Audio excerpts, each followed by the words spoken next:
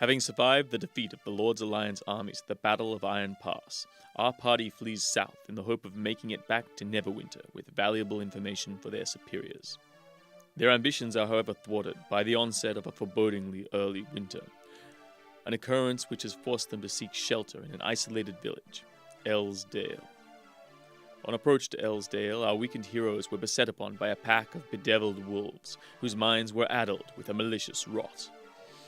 Having precious little time to ponder either the rot or the sinister shadows stalking the woods, our band of stragglers presses on to Ellsdale to seek shelter and treatment for their injured commander. Upon arrival, they discover the murdered body of a boy abandoned in the snow. This discovery led to a meeting with the boy's family, where they heard about a sickness which had recently swept through the village. Bernard, Saya, and Lucine hurried Aaron Blackmane to the doctor's house and then sought accommodations with the village headman, Ivan Brethold.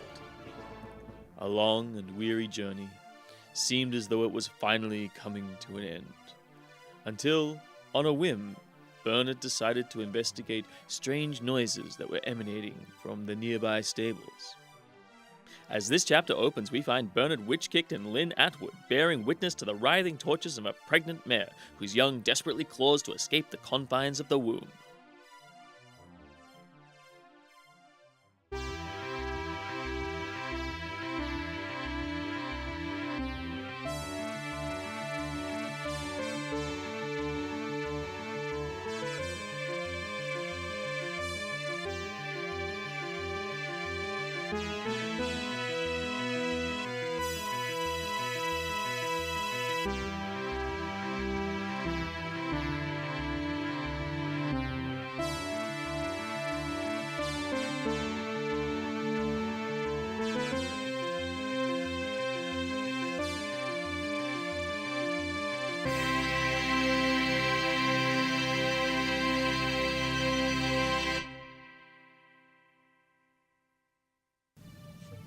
You guys find yourself inside of the barn next to the Great Hall. And you've come through the back door. Ooh. And you're walking up to this injured mare, or crying mare, who's at the front. He's right next to the big double doors at the front there. Bernard, who is obviously the most concerned here, is leading the way.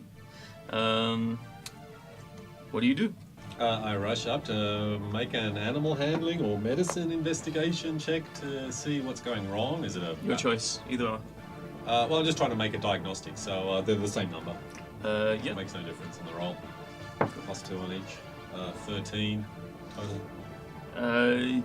Yep, this is, it seems to have some kind of unnatural or oversized young in its womb that is causing it extreme discomfort and probably internal hemorrhaging.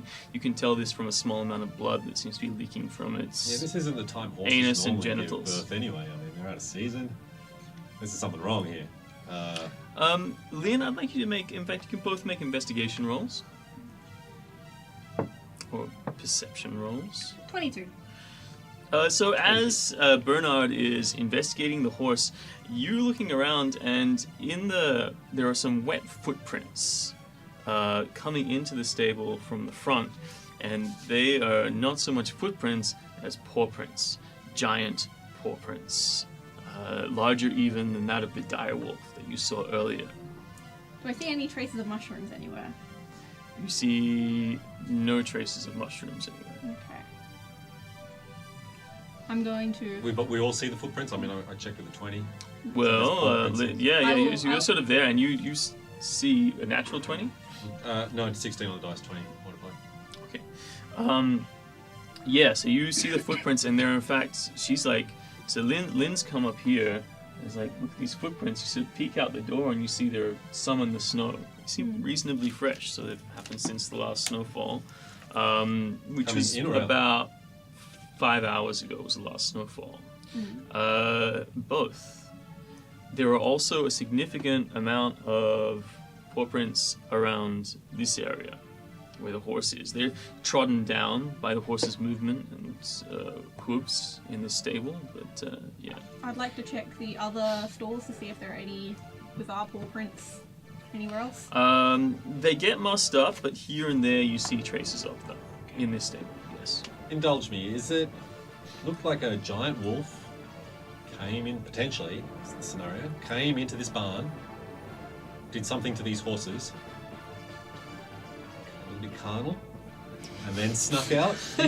Did it know them biblically? This is where my halfling mind wanders. Oh. It may not have snuck in. It may have just come in. Are there any? Can I take a look? Are there any scratches or anything on the door which might indicate Forced entry? Yes. Absolutely not. It seems like it was just walked in. The wolf had a key. You might Which means either it opened the door, the Or stable somebody doors, got or it somehow moved through the wall. You might want to check if it was a biped or quadruped. It's definitely a quadruped. I'm actually sort of thinking back to when I was butchering the wolves for meat and the tumors inside. Mm-hmm. And I'm having a little bit of a flashback about wolf tumor. Are they tumors or tubers? Tubers. Tumors. They're tuberous tumors. It's like they're asking about mushrooms. And so I'm thinking, is there anything tumorous or tuberous about the foal that looks to be writhing inside this poor horse? You can't see inside the horse. No, but are we seeing stuff You can fix that, like though. there was? Yeah, there was- you're seeing unnaturally sort of protruding things like some kind of like sharp elbows or knees or perhaps a hoof or something clawing against it. Also, Alright. now that you're close, there's an intense amount of radiant heat coming from the horse's stomach. There's something not going wrong. Something is going wrong. And we got to get it out of this horse, or else the horse is going to die. We need to help it give birth immediately. As I you're start saying rolling my this, sleeves up. Yeah, you're preparing for it. You turn, and as you're doing this, a small hole opens up in the stomach of the horse, and a spout of blood goes splatters on your face and shirt as you see a red bloody claw, single claw, and then a second, and then a third, penetrate the horse's stomach, and then tear across, causing 3 to 5 inch gashes in the outside of the horse before the claws retreat back inside. The horse whinnies again, screaming in pain. I'm going to yank him out of the way just as soon as I see that claw, 'cause I'm worried he's going to get clawed. Okay. Well, I think it deliberately squirted blood on me, and that was triggering, frankly. You're pulling me back? Yes. We roll an initiative or what? Because I think Not yet. the horse. Well, seems like it's in a lot of trouble. I'm just But wondering if make either of a you- dexterity roll for me, please, Pete. For me. Have either of you heard of the concept of a mercy Ooh. killing? Yeah, so you like reel back, and in fact, you sort of go inside, and the horse is just lashing out with all its legs, and you're sort of very close. And then suddenly, it sort of like just swishes over your head. You sort of like get in there, and now you're kind of right inside, if you want to be, in here, ready to. It seems like a stupid and dangerous place to be, so yeah, lock me in. But you've been able to get the horse in a position where you can neutralize its legs, if you guys so desire. We got this horse isn't going to make it, I'm afraid. I think you're probably right. All right. I'll hold its legs. You fireball it in the back of the head. Ultimately, I have a knife. Yeah. Okay. Do you have a bigger knife? I mean, that's a dagger, right? Yeah, I also have a rapier. Rapier. Probably a bit fine for this sort of work, though. Yeah, like. Does anyone have like a club or a great axe? Anyone else? I mean, would I have seen you? You have one upstairs. We don't think Look, we I'm really have frankly time not. to go I'm upstairs. frankly not comfortable executing a horse with a rapier. I'm going to. Do you have healing? I have healing word, yes. Heal the horse. I'll scream up him, passionately. "Oh, help it, heal it. I'm struggling to hold onto the legs. to You stop are it." struggling to hold on to the legs, and with Prolong this, its suffering. make a contested strength roll against the horse. Oh, this is going to be good. Nice. Well, a natural 18 on the dice with my Yep. modifiers goes to 4. No, The halfling's rippling biceps manages to hold the horse's legs in place, both front legs locked in there. I'm not having a good time though. Please, heal! Yes, Or something.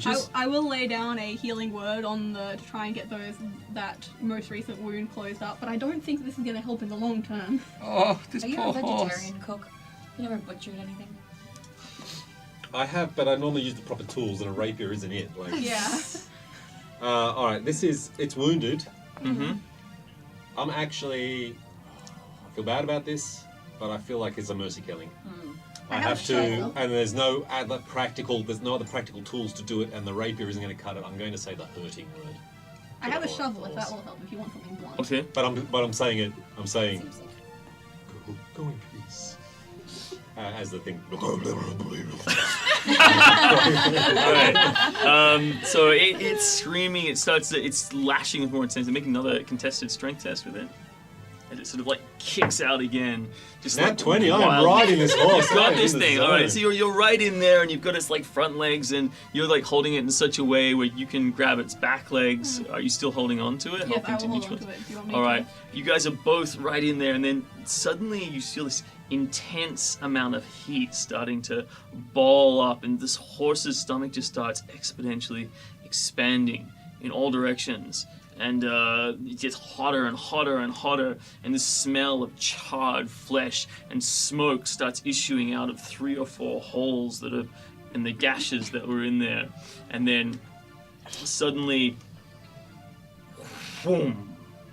You guys can make dexterity saving throws. So non-natural 20. Okay. Wait, no, 22 because I have proficiency. Excellent. This is a big saving throw. Dex, huh? I'm gonna use my port 13 because I kind of saw this coming. Which takes my dex to 15 as a saving throw. I hope Okay, it's enough to get you going. both save, and as the horse's stomach gets hotter and hotter, cracks start to open in the flesh, and then a bright burst of fire explodes as the stomach spatters gore and horse flesh all over the inside. The horse, however, and the horse lets out one last before slumping to the ground dead. In the decimated crater of the horse's stomach, you guys step back and you take 3 damage, you take 2 damage from the erupting ball of fire that comes out of the horse's stomach. You see a small but slowly growing, eyes blinking, lying sideways on the floor, hound-like creature. It's a puppy. Horses for puppies? It's about the size of a German Shepherd at this point, but it was smaller when it first came out, and it appears to still be growing. Oh, I should call him Fido and murder him immediately. It So, seems more to be confused and finding its motor functions. Just taking a quick glance at its feet that looks similar to the sort of the footprints they found outside. Similar but smaller. Yeah. Also, its eyes, its mouth, various cracks in its skin are glowing from some kind of internal fire that burns inside of it. Seems like a really, really evil puppy. And my inner contemplations about wolf, horse knowledge is looking more realistic now, more plausible. This is not right. This is unnatural. Can I make a nature check to see if this is in fact unnatural or? Yeah. Yes, you can. Yeah, I think this is unnatural. Did you not roll a 1?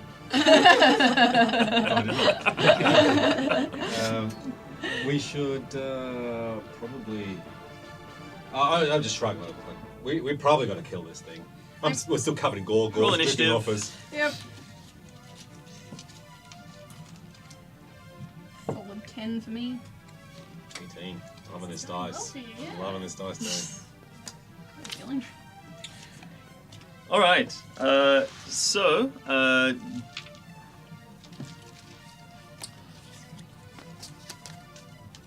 What did you guys get? on the I dice? got a 20. Okay, and you? 10. Awesome. You guys are going first. And you have a... Okay, you were talking for a while. For a starter, it was very confused, but it seems to be growing and growing, and now it has reached this size. Are you shitting me? And yes, no, not at all. wow. No shit. It's grown to this size before your very eyes, and its eyes are now open, and it seems as it regains its motor function. So it grew that quickly. While you were sitting there talking, yeah. We need to... Yep. Hurry up. I was going to say negotiate with it. Well, you guys do have the upper hand in this instance, so yeah, that's... I'm look, it's fiery, right? it is fiery. What are you doing? I'm not a very good mage, but I'm going to work on the assumption that Ice Knife might be a problem for it. So I'm going to cast my first level conjuration spell, Ice Knife. All right. Awesome. Are you within 5 feet of it? You're both within 5 feet of it. You've just stepped back from the horse's exploding stomach, and now it's like there, and you've just. All right, I scramble backwards away from it, and I ready an action to cast Ice Knife as soon Okay. as you're not standing. Where would next you to it, like to and I go? say, Backwards away Get from it. away from it! Backwards away from it means pushing out the door to the barn and going outside. Is that what you're doing? I'm really just trying to scramble inside the barn, but keep 5 foot distance between me and it, because I'm going to be All doing right. a Do range. you want to go inside the store or into the other store? Yeah, towards the wall. Yeah, that's it. Okay. As you back away from it, it lashes out at you. What's your armor class at the moment? It will be 12, but I'll probably cast a shield as a reaction, which will make it 7. Yep. So it misses. Thankfully, you have the shield up. And it's sort of like teeth just glance off the arcane energy. You pop up around your body as a knee-jerk reaction. Mm-hmm. Awesome. And then what? Well, that is me casting a spell, so I can no longer cast Ice Knife, I believe, as I back away. And so it's, yeah, it's 2. that's correct. Yeah, That's that's right. correct, yeah. And so as I back away, I will He's- cast You can cast a cantrip though. As a reaction? Toll of the Dead. That was a reaction. No, a reaction spell and action spell is different. Yeah, but I don't believe you can cast, whether it's a reaction spell or not, you can't cast 2 spells in the one turn. No, it's the turn, and the reaction wasn't mine. Oh no, but it is because I'm moving. I triggered the reaction. Yeah. The Okay, attack yeah, of yeah, opportunity that I then reacted Yeah, against. so, but You still, can cast a spell and a cantrip. Yeah, in and any one the turn. spell is shield, and the cantrip is Toll of the Dead as I get into the fire. All right, great. It's a wisdom save for it. So it fails the wisdom saving throw as you. I say, Sit. It sort of stops, ceases off, and sort of goes to start sitting, and you see bits start cracking off it. How much damage is it's that? a doing? D12 if it's taken damage. Takes D8 full if damage. it hasn't. Toll of the Dead damage was 4 points. All right, so it goes in, it sort of seizes up, and you do the damage, the necrotic damage, psychic damage, hitting his head. What are you doing, Lynn? I have decided that this is a bigger threat than a wolf. I'm going to cast Bane. So what does it do? As I cast it, I raise a hand and I draw a sigil out of smoke in the air, which then dissipates and hovers around its head as a distraction. All right, and how much damage do you manage to get off? None. It's a distraction. So it's distraction, and so it's stunned or it loses an action. Every time it attacks, it gets 1d4 less on its attack. Of Same with course. saving throws. Yes. Yeah. Bane. Right, gotcha. Okay. So you cast the Bane on it. It's confused, and along with the sitting with the hurting word, it's like, "Argh," and it's feeling like it's not in control of its actions. It's awkward in its body. It, however, does try, and at this point sees the sigil coming from you and sees you as an enemy, and then sort of goes to bite you. What's your armor class at the moment? 13. All right, so it hits you, just jumps up and sort of like paws at your front, and its sort of teeth go into your shoulder, so it gives a solid bite. It does only 3 points of damage. very lucky on those puppy 2d6. pin teeth though hurt. Yeah, the I love teeth are damage still to growing the out. legs. It's more like gumming you at this point, but a few like lacerations go on your back. All right, top of the round. It's back to you, Pete. You are still within 5 feet. Yes. Did you want to take? Yes, a move I did action? want to take a move back. What would you like to do? Um, So it's already had its attack of opportunity. Did you want to move further down yes, the I'll stall? move down this aisle so I'm away from. So you're not too painful. And how far do you want to go? Full movement? Just about 15 feet or less, about half movement. All right, cool. So as you're running back, you realize that the horses around you, or at least these two horses, are losing their shit. It's like. Also, a strange thing occurs to you as you're looking around. There was a lot of fire that came out of that horse's stomach as it exploded. Yet nothing seems to be on fire. The hay, in particular, is not on fire. The wood is not on fire. No fire damage at all has occurred inside of this barn or this stable. Regardless, Pete? Interesting. There's a lot going on here, and I'm very concerned. I'm about to do something I've never done before, and that is cast a spell. Other than the shield, but this is the first time I'm actually using this orc stolen wizardry. I'm going to cast Ice Knife as I back into the corner. Now that the coast is clear, I backing up, put my hand forward angrily and concerned, trying to be a physical, intimidating presence. And then I say, in Orcish, the only way I know how to cast the spell, Ice Knife. And then through the crack in the wall behind me in the wooden of the barn, water seeps and forms this big knife and shoots at the wolf. At which point I have to make an attempt to hit it. Ranged spell attack.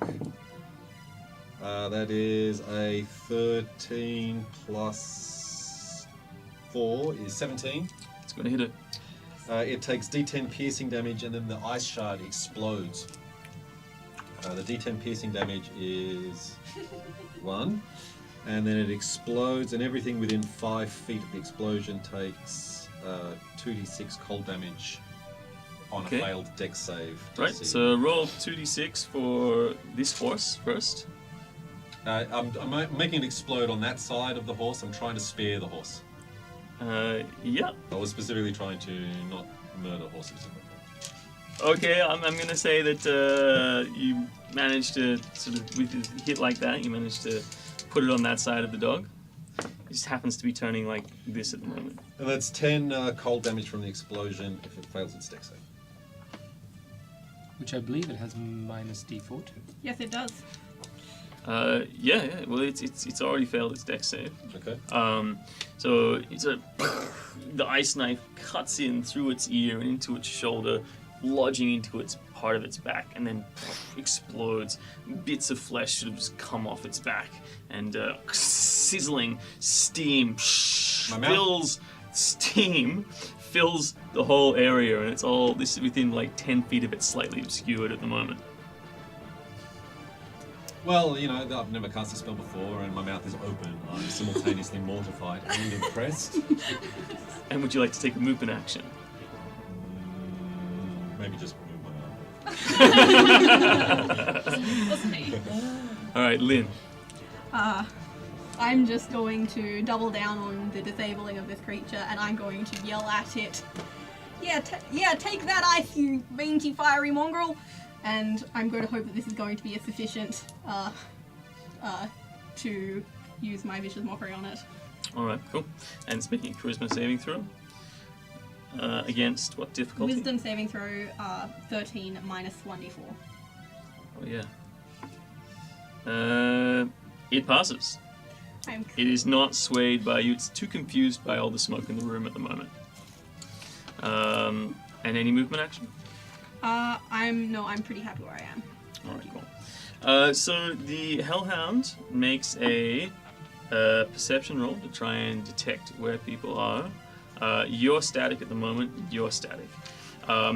So it's kind of sniffing around. Then here you can't detect either of you because of the steam cloud. It's like a sonar in here at the moment with like visible steam. So it actually just dives straight over here and attacks the horse. The horse, however, rears up. It's like tethered into the barn, and sort of like boots it back with its shoulder. It's like sort of gets knocked over into this position.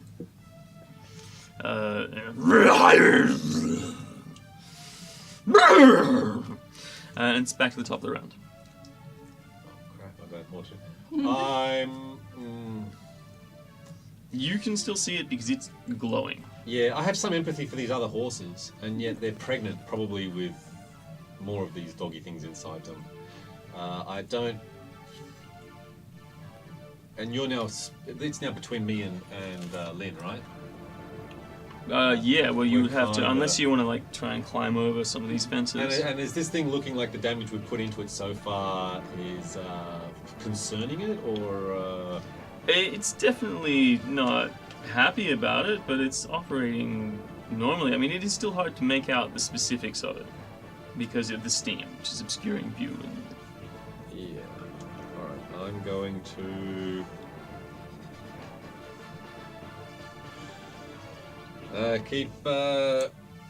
I'm going to move to the door if I can. from The where front I am. door, just here. Yeah. Open it. Mm-hmm. Cast Toll of the Dead again on the wolf. Yep. Or the beast. Okay, it fails its save. Okay. Wow. 1 point of damage. and then putting my head out through the barngle, screaming for Saya. Make a And then I put my head back in and close the barn. make a perception roll at disadvantage. Disadvantage? Oh, that's cocked. That's cocked. 14. Okay, so you are currently in a little guest house off to the side here.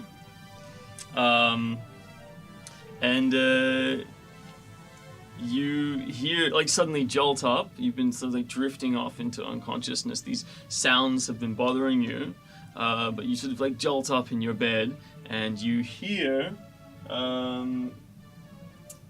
your name distinctly being cried, and you recognize the voice as Bernard's. You are currently staying in a bedroom right here. All right. I hear my name. Yeah. Erin's in my room with me. Yes. Yes. Yes. I rip out of my bed and I start running fast towards that name. All right. Cool. So give me a roll to see how you fit into the initiative order. Yeah. Well, It's looking good. 17. No, 21. In front of me. Thank you. So awesome. Sort out your cards. So you're currently not wearing your armor. No, that is correct. Did I have time to grab my shield though? Yeah, easy. You grab your shield, your rapier, whatever you like, and that was your action. So Yeah, that's me done. All right, cool. So now it's you.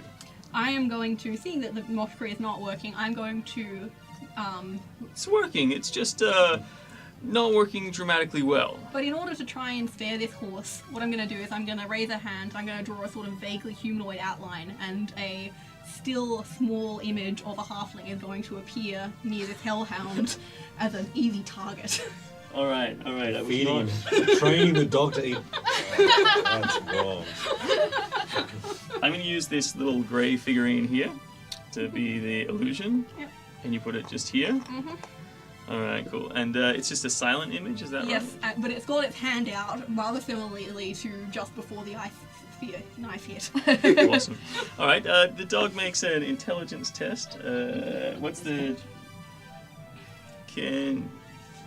If the creature uses action to examine the sound or image, the creature can determine that it is an illusion with a successful intelligence check against my spell save DC, which is 13. All right, cool. The dog sort of like stops sniffs at it, looks at it, takes a bite at it, its nose goes through it, it looks around confused. That's its action. Which brings us to the top of the round. You better have a bloody good reason for waking me, holy. You say as you charge through the door, the scratching sounds that you heard as you were passing out, completely forgotten now. It must have been some delirium days, but you storm out of the door and move. Are you dashing or are you just... So my movement is 35 feet base. How far can I get? So you come out here and make a perception roll for me. That would be 23. Yes, and you realize the sound is coming from the barn, from which you can hear sounds of a scuffle going on. And the back door is ajar. Alright, I'm going to just storm. Can I make in my movement? Can I storm through the door? Well, your movement is like 30 feet's taking you out of your room, out there to here. And you're just wearing like a nightgown, carrying a shield, like, and you're barefoot at the moment. Yeah. It's gonna take way too long to. But I can hear a scuffle. Yes, absolutely. There's no windows, are there? No. I just make a Or dash. are there? No, there's no windows. I make a dash action to the door, but I don't open it. You get to the door, and the door is ajar, so you see inside, and you can see the steam starts to clear away, and through the smoke, this radiant charcoal cindered head of an glowing red hound is there, and seems to be engaging with the image of a halfling plastered to the wall behind it, trying to be very, very discreet, is the same halfling. And immediately in front of you to your right is Lynn. Alright. I don't think I can do anything else, so I will just hang back. I'll just be quiet and just keep hearing. Alright, cool. Excellent. And then Bernard? I see you come. Make a perception roll. 14. No. You don't see her come. But you did hear her yell.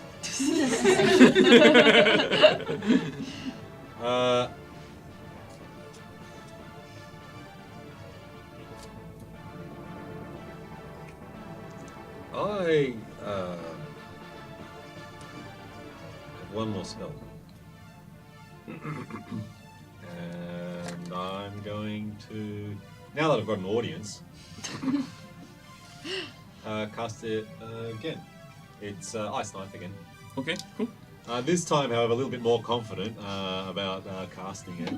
Instead of just doing it and quivering, I'm going to try and do some flex, especially because Sadi's here and I do kind of want Well, you saw how fancy, how fancy Lynn's spells are. She's doing all these drawings in the air. The magical energy is channeling so through. I am Ice Knife!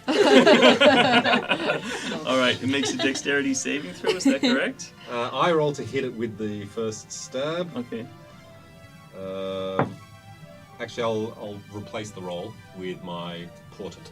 Okay, and that's the 17. That's the 15. 15. All right. That does in fact hit it. It additionally fails the dexterity saving throw for the second part of the attack. Oh, sweet. So I On a do... natural 1. Beautiful. It's very distracted by this illusion of you. Okay, so the stabbing damage does 6 points of piercing. Yep. And then the explosion does 5 points of cold. A little bit more sauna. Okay, again. And then, having done the thing and let it go, Ice Knife! I'll take my movement to run along the wall back into the corner. All right.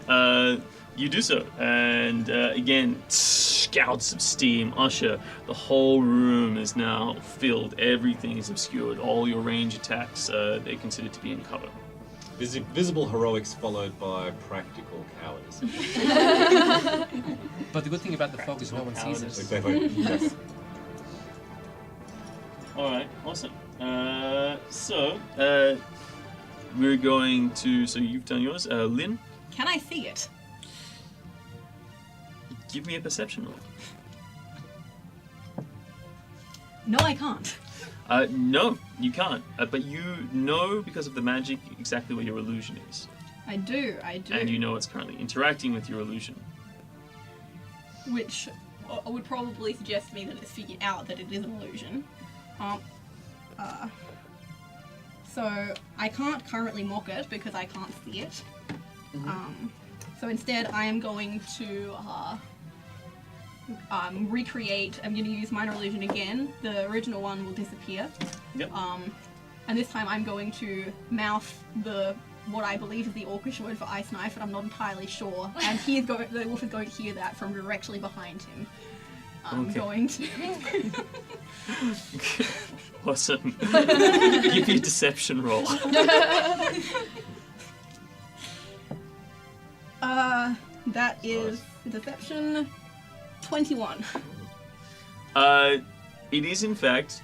It sort of hears it, and you hear it yelp suddenly, and you kind of get an idea of it turning. I was wrong before. You can see it.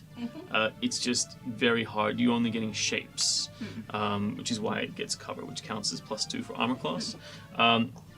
It seems even more confused. The illusion is still making no noise, but silently waving at as it turns around. It's in this realm of smoke and mirrors that you have created. All right, so the wolf itself is going to make a perception roll. Another natural one to try and figure out where anything is, and is incredibly confused. I escaped from the hell dimensions and now I'm here, and I don't know what is going on. And it's just essentially prone this turn. He's just figuring out it is a rough winter. All right, back to the top of the round, and Saya. All right, I drop my rapier, still got my shield, and I burst through that door. Yep. I can see the hound. Give me a perception roll. 13. Sorry, 12. Yep. No. You can make out the rough area for where it is. It is in cover, but it is also prone. Great. Well, It's like just standing there, like shaking and looking around. I just got born and here I am. I throw a guiding energy of radiance at it as I cast Guiding Bolt. Okay, cool. So you do have advantage, but its armor class is increased Okay. by 2. So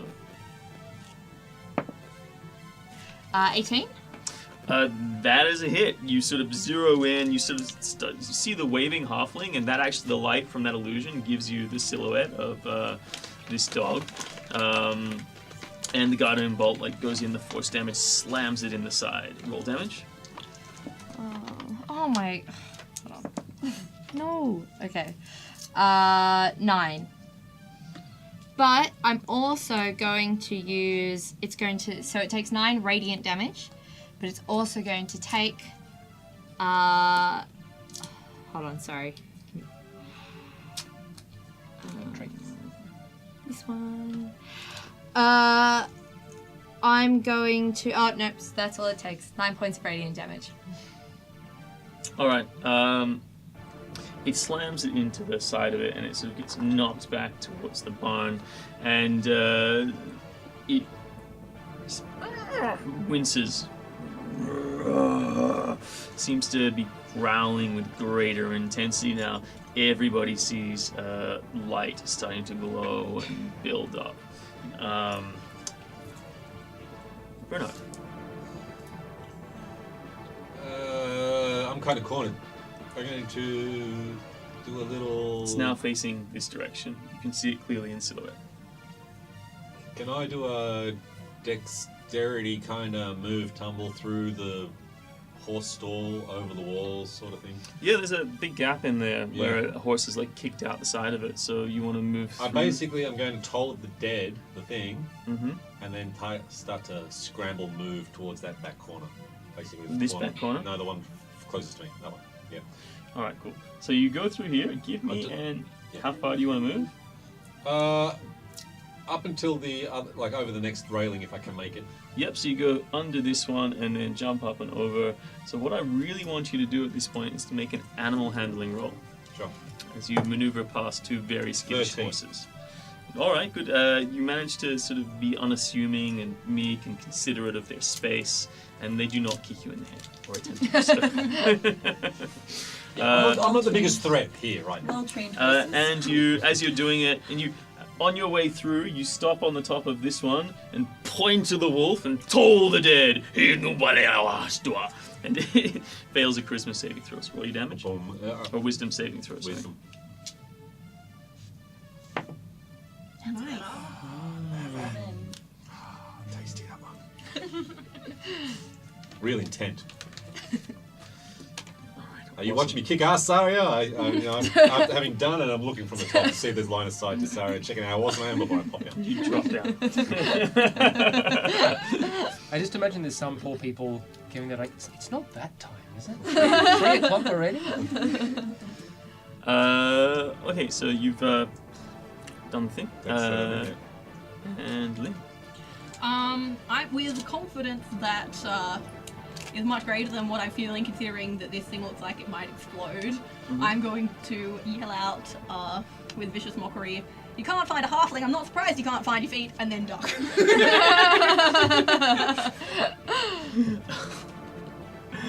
Alright. And it looks very confused, takes the damage. So it looks around. 2 damage. And disadvantage on its next attack if it actually ever attacks. Alright. You yell at it. It sort of like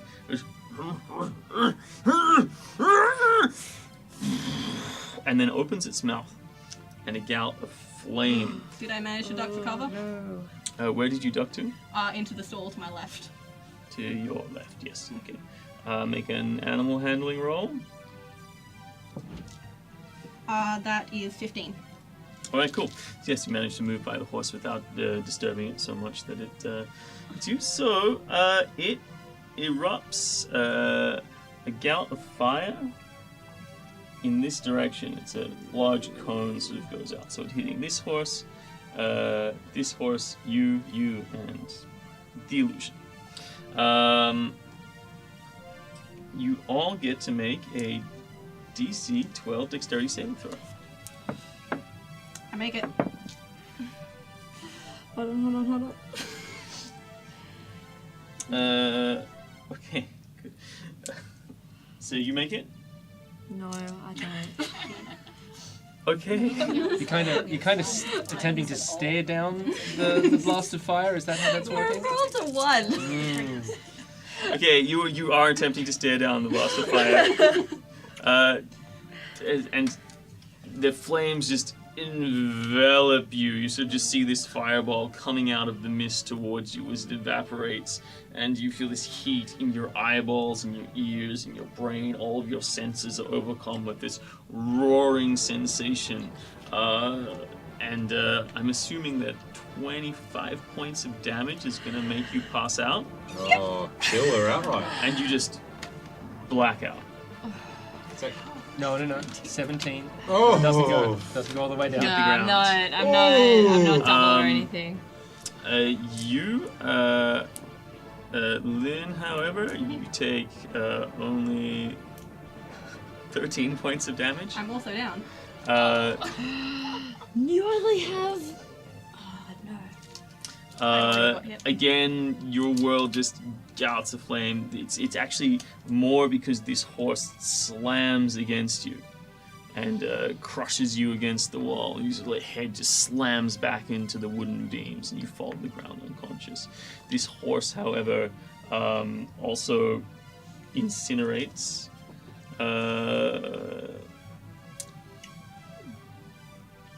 So this, this horse, these two horses both. This one is still alive and kicking, and this one completely incinerates and falls to the ground dead. Replace it with our other dead horse. Thanks, dead horse model. I made it just for you guys. No.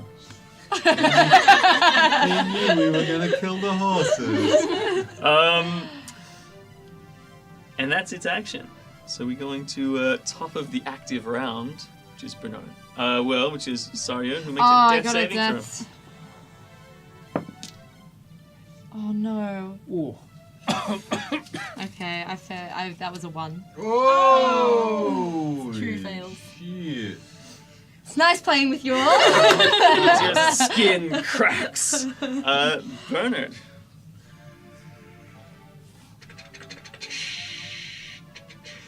Well, I'm running out of options. This isn't exactly what I The wanted. flames have evaporated most of the smoke.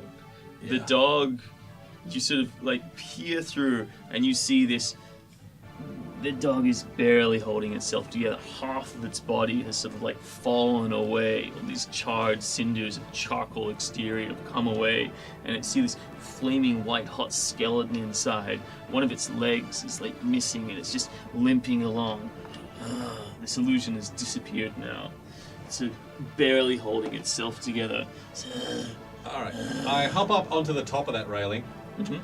and then walk along it. And say, go on!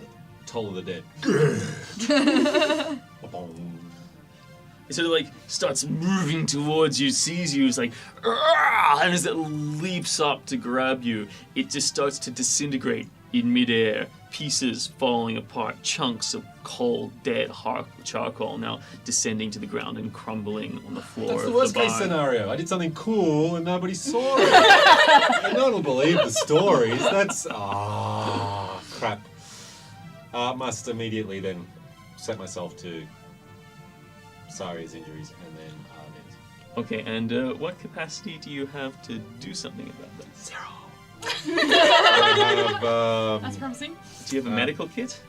medical kit. No. No. Do you have Left that anything? I don't even have dry shoes, buddy. Medical kit. I'll do You a medicine can check. make a medicine check. But if I get it wrong, don't I push a thing onto you? No, I think she has to make another death save. Yeah, it's just like I don't stabilize if you mess up. So I'm going to let you do this as your bonus action because you're... Oh, yes. Well, let's say you did your cantrip as the bonus action and this is your action. Sure. Make a medicine roll. Let's see if you can stabilize her with what you have in the box. portent now, then. Right. Oh. You should have seen this coming. I should have seen this coming. Alrighty.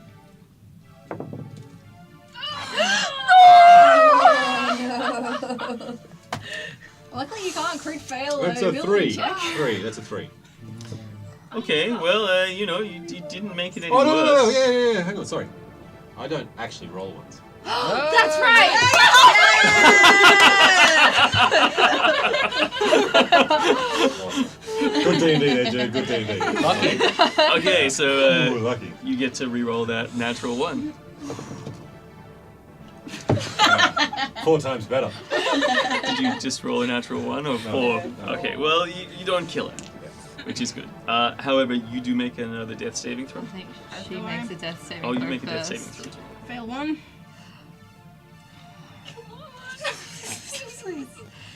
Do you have a healing potion on you? No, I do have a healing spell, but I can't use Oh, it. wait! Do you have a healing potion? I don't know if it lived through that, but... No, because all my stuff's in the other room. I only grabbed my... What would you have grabbed? And I don't, I wouldn't have grabbed... Sorry, you've got to keep your whole healing potions on a cord around your neck. Exactly this sort of. No, I have a healer's kit. I don't have a healing potion. No. But the healer's kit I probably would have Not bad. ultimately left. Well, let's make a random roll. There's a 50% chance that you grabbed it knowing that emergency was happening. Because you're a good healer. So roll percentile. 97? No. Absolutely didn't bring it. Alright. Okay, make that death saving throw.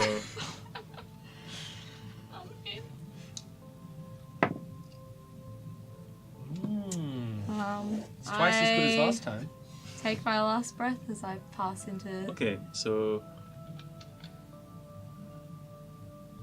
the light comes in. You fall to the ground. You are not in this world anymore. You're somewhere else. You've never seen or heard about the afterlife before, but you have a very solid understanding of Shah's embrace. And you see a radiant purple light issuing from a source. And from this source, you see emerging the face of Saluni Shah.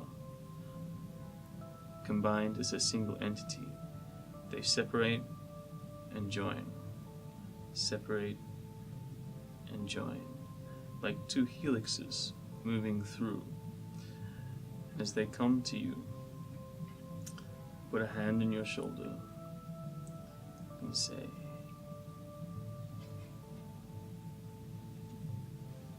"You are the only person who understands. It is not your time." And you come back screaming into consciousness with 1 hit point left. And a burning sensation, obviously all over your body.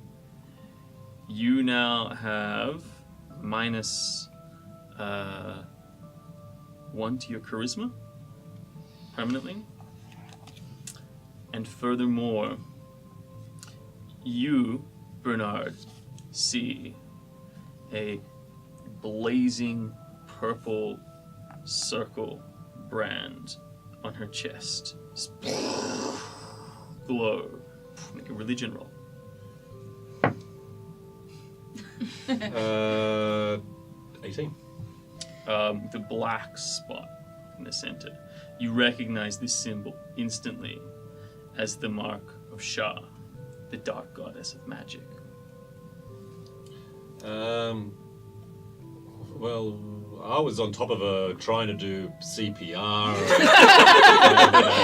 and trying to, like, the burnt negligee that you ran down in, I'm trying to cover it up and I don't know what to do and I'm crying and I'm so sorry because I murdered you, I called you down and I'm sobbing and then I see this and I wipe my nose and quickly climb off and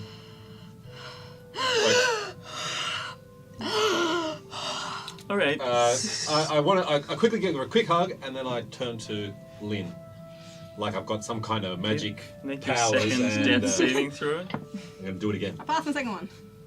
Okay. It's okay. I know what I'm doing now. All right. I'm gonna die. So you come to consciousness, Saya. You see that the hound is no longer there. Apart from a small pile of charcoal in the middle of the barn, nothing else is there in the room. Nothing is burned, but one of the horses is now dead. You realize that most of your items are, well, your nightgown was burned. Your shield is destroyed from the fire as well. You're pretty much naked because, like, all you were wearing was a nightgown. Your chest hurts, but you look across and you see Bernard trying incompetently. I'll make a medicine roll. Yeah, I think I know what I'm doing. You know, it's 18. Trying incompetently to stabilize. He's like grabs her and pushes her, and she's obviously concussed, and these ribs are a little bit bleeding brittle. out of her nose. And then he's like, "Wake up! Slap, slap, slap." You don't think it's doing any good. So I come over, and I just put my hand on you, and I cast a spell. a healing spell. It will cure wounds. Which should just happen. Right, of course. I stop exactly what I'm doing. Yep, that's fine. So you regain hit points. And I look up at you, Saria. Are you okay? 8 hit points. I think I'm more okay than I've been in a long time. I'm not sure that's true. I But okay. And you guys, what do you do from here? You're desperately tired. I want you to make a Con save? You're alive, yeah. Con save. Everybody. Well, you're actually fine. You're high as a fucking kite. yeah. 9 for me. 9 for me. All right, these guys pass out. They're not dead. They're just exhausted. All right. So what do you do with them? I'm going to just have a quick look out the door. Is anyone coming? No, it seems like this whole situation seems to have gone unnoticed by, as I mentioned before, it's a pretty sleepy town because it's cold outside. People aren't making their activities outside, they're making them inside. This building is set aside from the main barn or the main hall area, so noise likely wouldn't travel. And because it's not nighttime, the light from all the fires inside didn't usher out. Okay, first of all, I'm going to go, they're safe, as far as I can tell. Yep. First of all, I'm going to go to my room and just chuck on some clothes real quick. Okay. Wise. Then I'm going to come back. I'm going to take Bernard first, because he's easier. I'm going to place him gently in bed, and I'm just going to give him a little kiss on the forehead and just say thank you. I'm then going to come back. I'm going to grab you, Lynn, and I'm going to drag her, I'm guessing, with more different. I'm actually going to take Erin's stretcher and take her back to the room and tuck her into bed. I then am going to just take a moment. I'm just going to take 5 minutes under the moon just to... It's daylight. Fantastic. I'm not going to 10 do o'clock that. in the morning. I'm going to... Is anyone around so far still? Well, not in the... No one's noticed us yet. Alright. I'm going to... What's the damage of the stable? There's... None. There's no damage to the stable. In the stable itself? No. The one... Obviously, 2 of the horses are dead. 2 of the horses are dead? But apart from that, nothing. But even freakishly absent burning hay from fireballs and all that sort of Absolutely. My theory is that the villagers knew that the hellhounds were going to be here and they fireproofed the hay. Alright. And there's no hellhound corpse. It's only a pile of charcoal. Okay. I'm going to just gonna shut everything. You are still very tired. And I'm gonna go to bed. Alright. So, Gus, Noriko, and Spear. You wake up. A cow is licking your face. A chicken Morning, sort buddy. of... yeah, he likes to scratch behind the ear. Aw. You can tell straight I away. snuggle, roll back over with the cow and go. The cow sort of was standing, but now sort of nestles down next to you and is like, oh, you're nice and warm. And sort of comes up to you and is like, oh. And you have a chicken walking on your chest. Push it away. Rolling over. The 3 of you wake up. You actually feel amazing. Ah, finally. What a Does this great mean bond, all my man. hit points? It's you hear the sound of the evening birds ushering in the. Yeah, you guys have been sleeping all day. Woo! So yeah, you see in the center on the table in a basket. There's a basket hanging from the rafters of the barn, and it's got a little cloth over the top of it. Seems to be up in such a way that none of the animals would be able to reach it, even though one inquisitive goat is like trying very hard to sort of reach up, sort of pacing around in circles and occasionally making a jump to try and get at it. Yeah. What would you guys like to do? Sort of stretch. I'm gonna stretch. Do some praying. Yeah. Clean off any stray bits of hay. Polish some of my Clean to armor. my- You know. Okay, cool. So do my morning rituals. Just give me a percentile roll, please. Can I do that? Yes. Yes, I can. 26. So, a little word to the audience, ladies and gentlemen, we're making percentile rolls. What is a percentile roll? Dungeons and Dragons doesn't commonly have them, but a percentile roll is where you roll two 10-sided dice, one representing 10 and one representing units. At this juncture, I make a decision that something may or may not happen. There is a percentage chance that something may or may not happen, and I ask the players to roll percentile. If they roll equal or less to the number that I have in my head,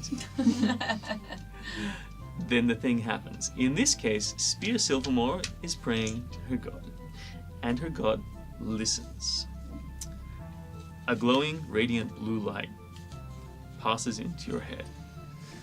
Through a notch in the barn, the last rays of sunlight warm your brow, and you have a vision. The great dragon sleeps. He sleeps in the mountain. Upon the skin of the dragon grows a rot.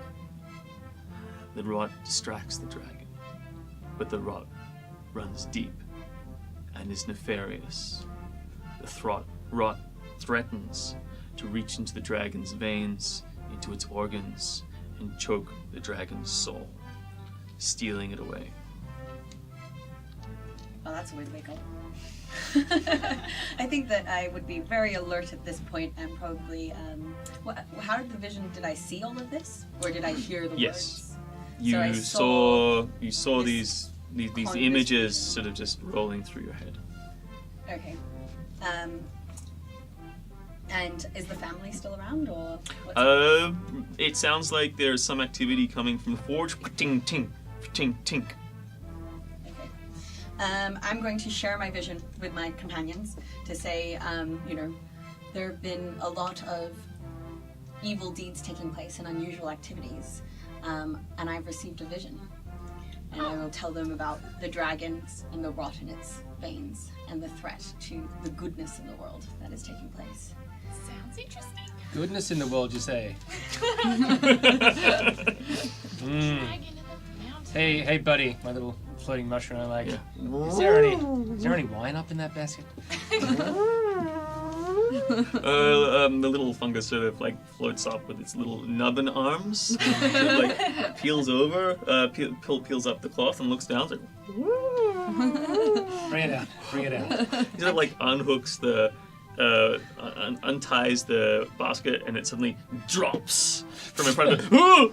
It sort of like stops about halfway. He's like, with little sort of mushroomy wings, going, where it inflates extra gas into its abdomen, and then sort of like haphazardly floats over to you guys and drops the basket. The goat is following intently. Oh, buddy. Other buddy. Goat buddy. No. Okay, the goat attempts to intimidate you. Ooh, it's a natural 19. I am intimidated. Buddy. It sort of like stomps its hoof. Please eat my familiar. Can I might be rolling my eyes at this whole situation with a bit of impatience. Like, Yeah. there's some serious things happening here, Gus. Yeah, I know. Good in the world, right? We've found some. I give some food to the goat. Good. All right, the goat like grabs a salami and. I wonder if that goat is eating goat. How useless are you going to be to us? The wine is good. I'd say it's not early in the morning. It's late night. Go for your life. Do you literally down half a bottle of wine? Yes. Great, make a Constitution saving throw. Yes. It's been That is a 11. Well, okay, you are temporarily poisoned. But Good. it's good poison. I pop it down and I take out a bit of bread. And It's a big gallon flask. no, that's about what I was looking for. Do we have any concept of where these guys are? No, and they're distinctly absent. You do know that when we split off, we were going to take Aaron Going to the doctor. That's correct. Okay. Well, maybe we should probably eat and go say hello to the host and find where the rest of the troop has gotten to, so we can save this good in the world. Do you think this dragon's metaphorical? No. It's very much not. You sure Let's the rot is not sentient beings? Because that would make sense. Yes, well for you. Shall we? Shall we do as we said we would? Let's go and meet our Fine, hosts yeah. and eat some food because I think we need to find where our friends have gone. Because I think we're under threat. Will you guys eat the food that's there? There's cheese, bread. Does it sober him up a bit? If I start to sober up, I'll just drink a little bit more wine. And there's a wooden container with a wax cloth over it that's full of roasted vegetables. It's really nice. All the food is good. Indeed, Doran was right in the fact that this town had a big harvest this year and they haven't been taxed by the war effort. Doran, speaking of which, is yeah, we should go to the doctor and find out where Aaron's gone. So what do you guys do? Yeah, I guess we'll head to the doctor. Get dressed. I'm gonna thank our hosts. That's All right, so you duck out to Bless them briefly. outside of the barn. There's the forge, which is kind of an open air thing with the bellows, and then a small hovel attached to it. You go out sort of the front of the barn. And you see your guy, the smith, is working. He looks at you and goes, "Oh, you've risen. Good to see you seem much better, much more rested. Your friends didn't come home last night." Yes, I'm concerned. Do you have any idea where the doctor might have directed them? Look, my boy said he saw them walking with the doctor to see the village headman in the town hall over there. Ah, I see. And what was the village headman's name? Pause.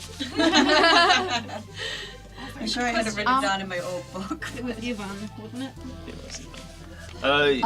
Also, Herbie, just so you're aware, I only have to sleep for 4 hours. Also, you're fully charged now. In this instance, you have to have. Oh, full I'm very sleep. happy. I just thought I'd Yeah, friendly elfin reminder. You still need 8 hours for long rest though, right? No, Of, only 4. Of resting activity. No, only 4. You can be on watch, but I think you do still have to be The- not asleep, but like not Oh, active. yeah, a long rest still takes 8 hours, regardless. Oh, of really? rest. Yeah. You just don't have to be asleep for that For the whole time. 8 hours, you just have to Okay, train. Resting. that's my bad. So Bren Smith is the name of Thunder, and he's Ivan Brethold is the name of the village headman. You can insight check everybody. Yeah, I was going to say. I'd like to just ask him the question, really. 15. Unnatural 20. Got an 18 plus So whatever. unnatural. You guys all realize he has some kind of unease when he talks about the village headman.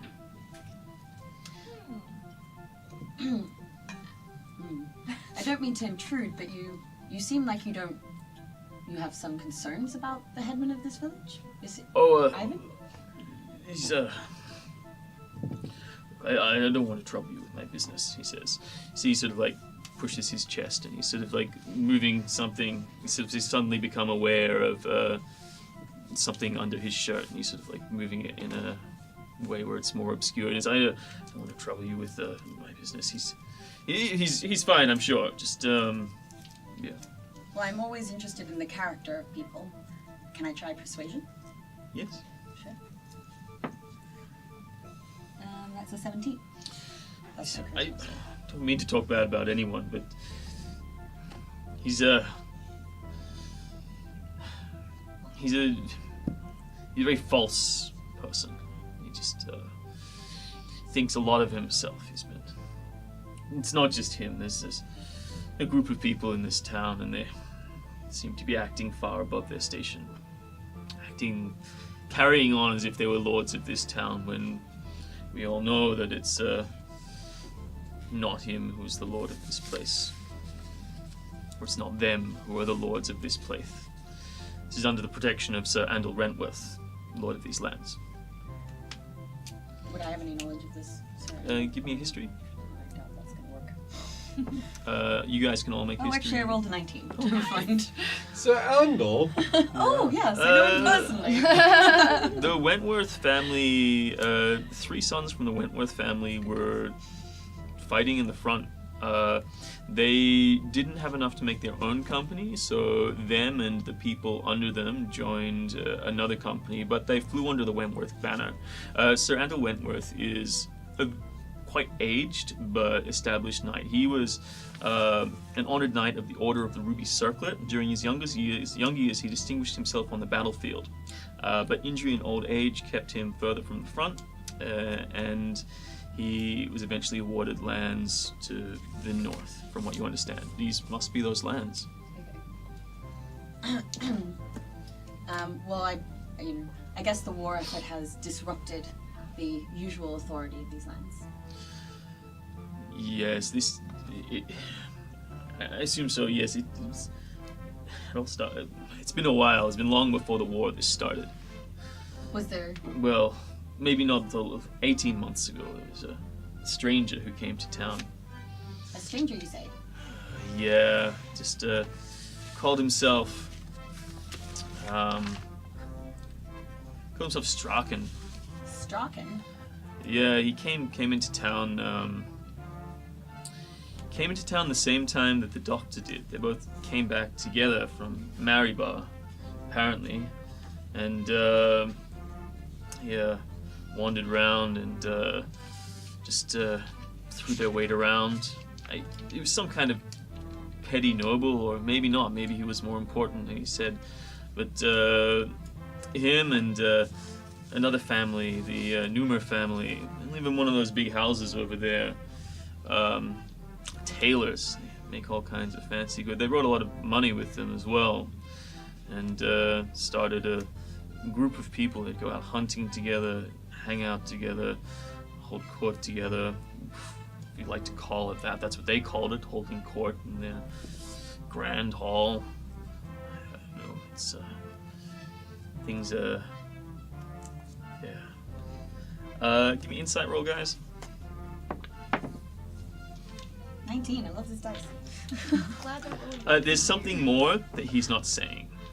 He seems reluctant. He sort of keeps trailing off, particularly when he was talking about the hunting. Okay. Particularly when he was talking about hunting. Like hunting children. Yeah. Sorry, is there anything else you'd like to share with us? I mean, it sounds like this town has gone through some dark days of late and that things may have changed. You know, to be a truly good person, then it means standing up to bad things. Between the sickness and the sickness has hit us hard. I'm sorry again to worry you with my problems. Please don't mention this to anyone. He touches his chest again. Have enough issues already. Look, as a way of thank you for letting us stay with a good sleep, I feel rested. Did you want me to check your animals and family for disease? I've got a nose for this kind of thing. Our family are currently okay. You're welcome to inspect them, and I appreciate your gesture. My aunt, however, is in the Cooper family. She's unwell. She's currently getting down with the sickness. And I would appreciate you looking in on her. The weather as it is, as it's turned so quickly, we haven't had a chance to go out to see the wise woman. So, yeah. Does it look like he's wearing something under his shirt or something? It does look like he's wearing something under his shirt. Could it see something like the talk we saw in the kid?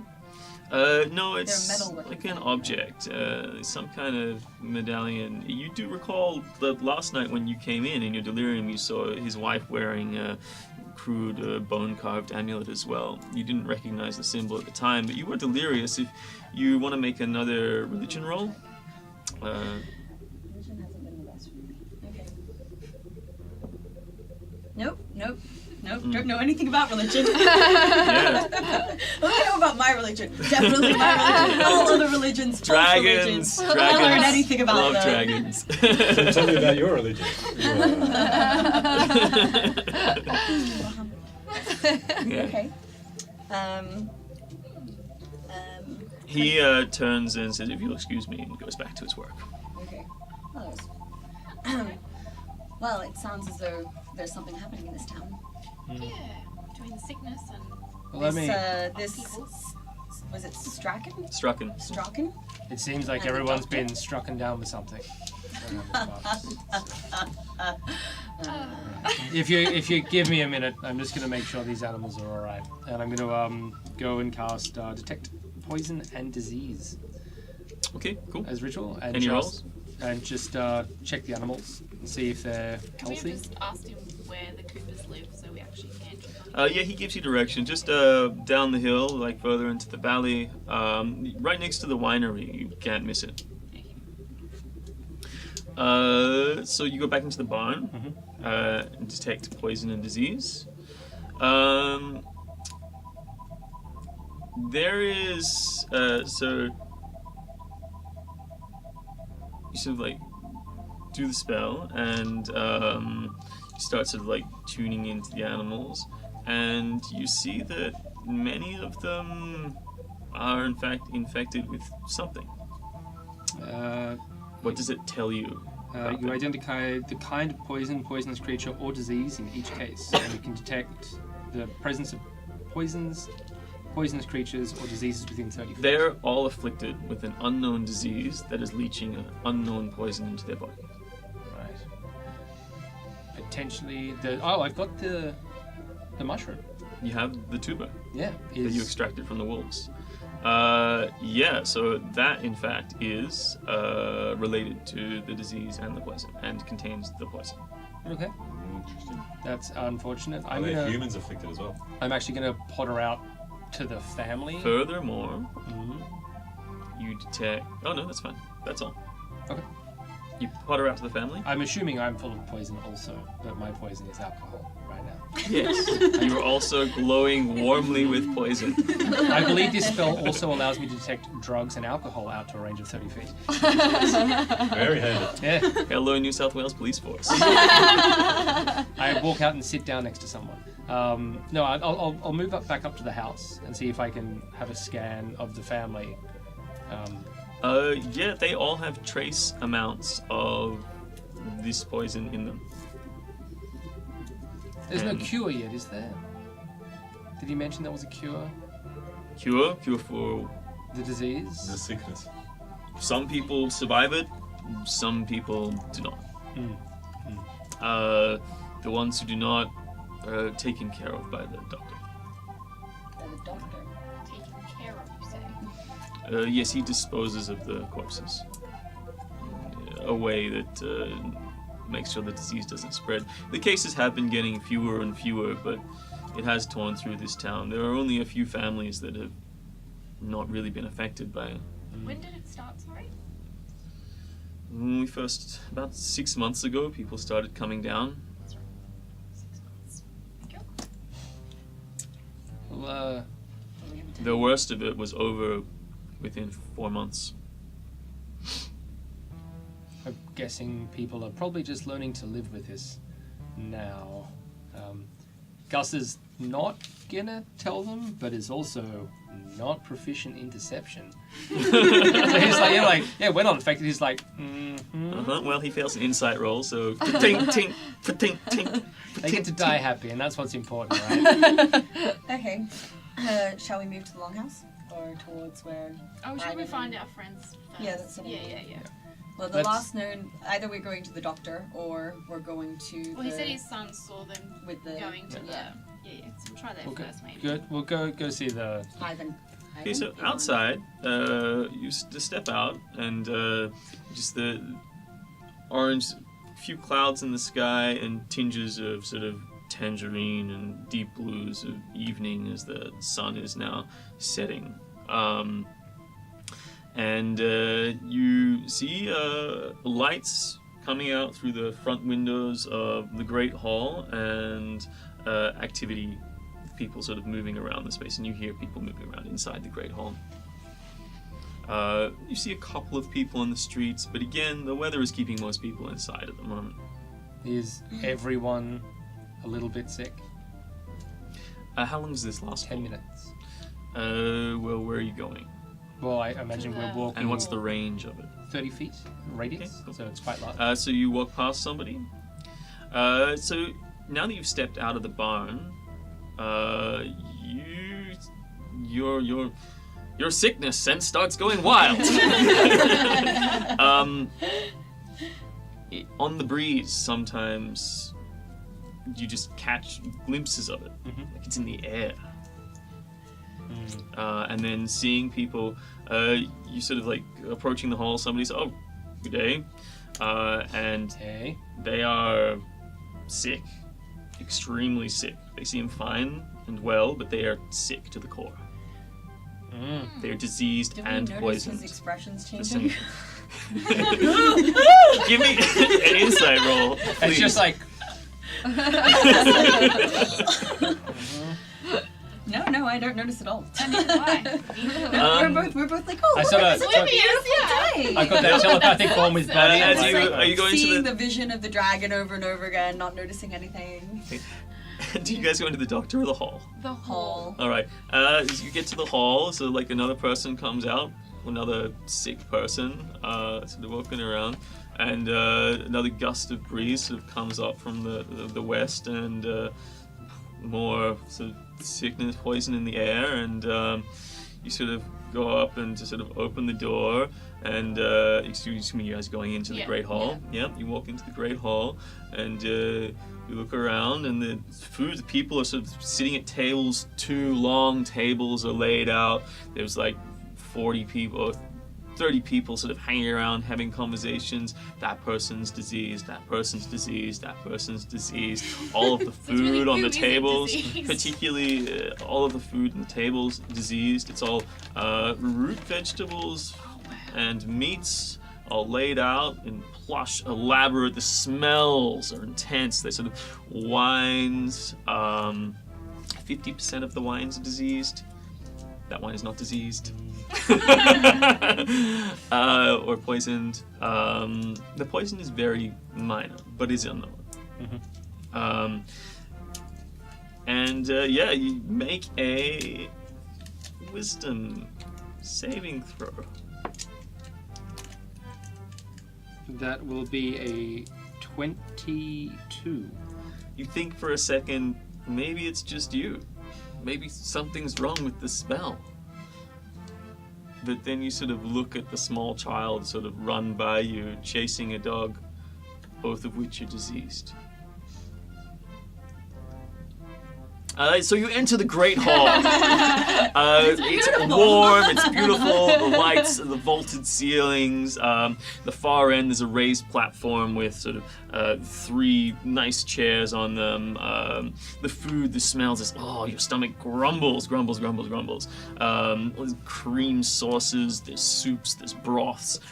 Bread looks delicious, just breaks apart. It's warm and fresh. The heat from the 2 fireplaces either side. It's like, again, it's like a stifling heat almost, but still, like, you're happy for it. You sort of throw off your cloak. There's like shelves and pegs just inside the door. You throw off your cloaks and put them on there and sort of come in.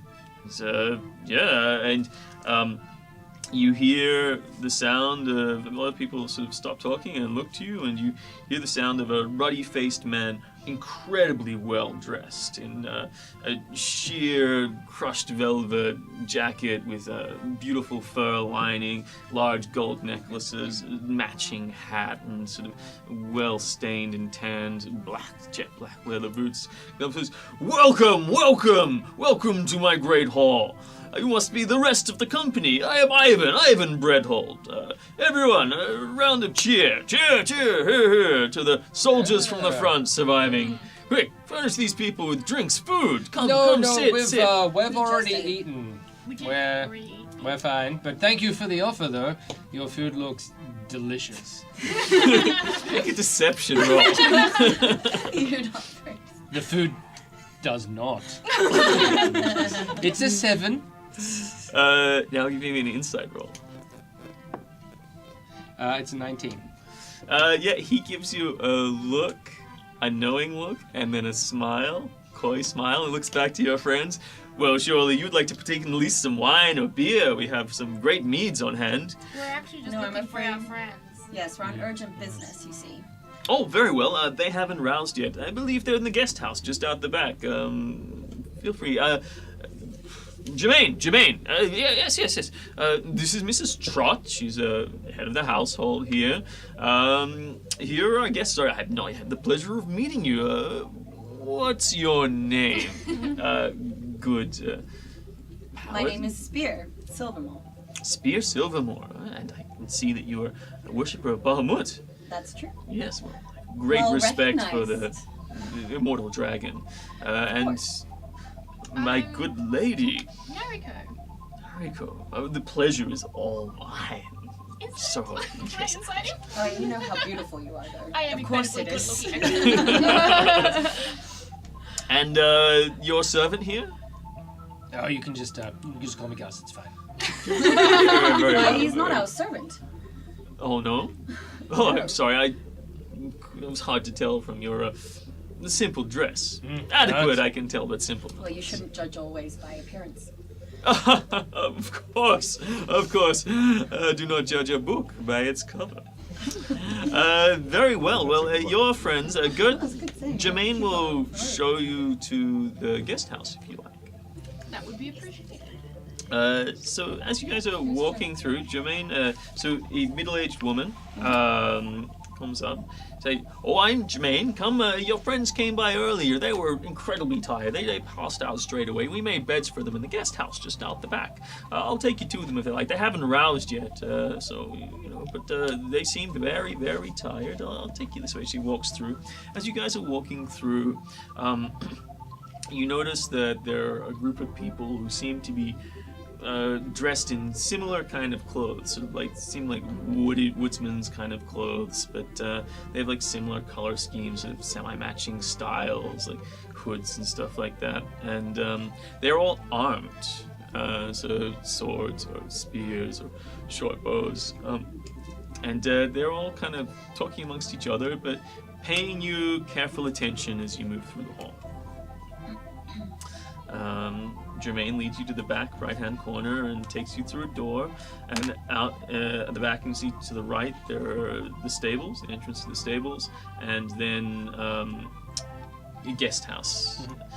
She takes you in and sort of opens the door and she goes, "Oh, their rooms are just the first two on the left there."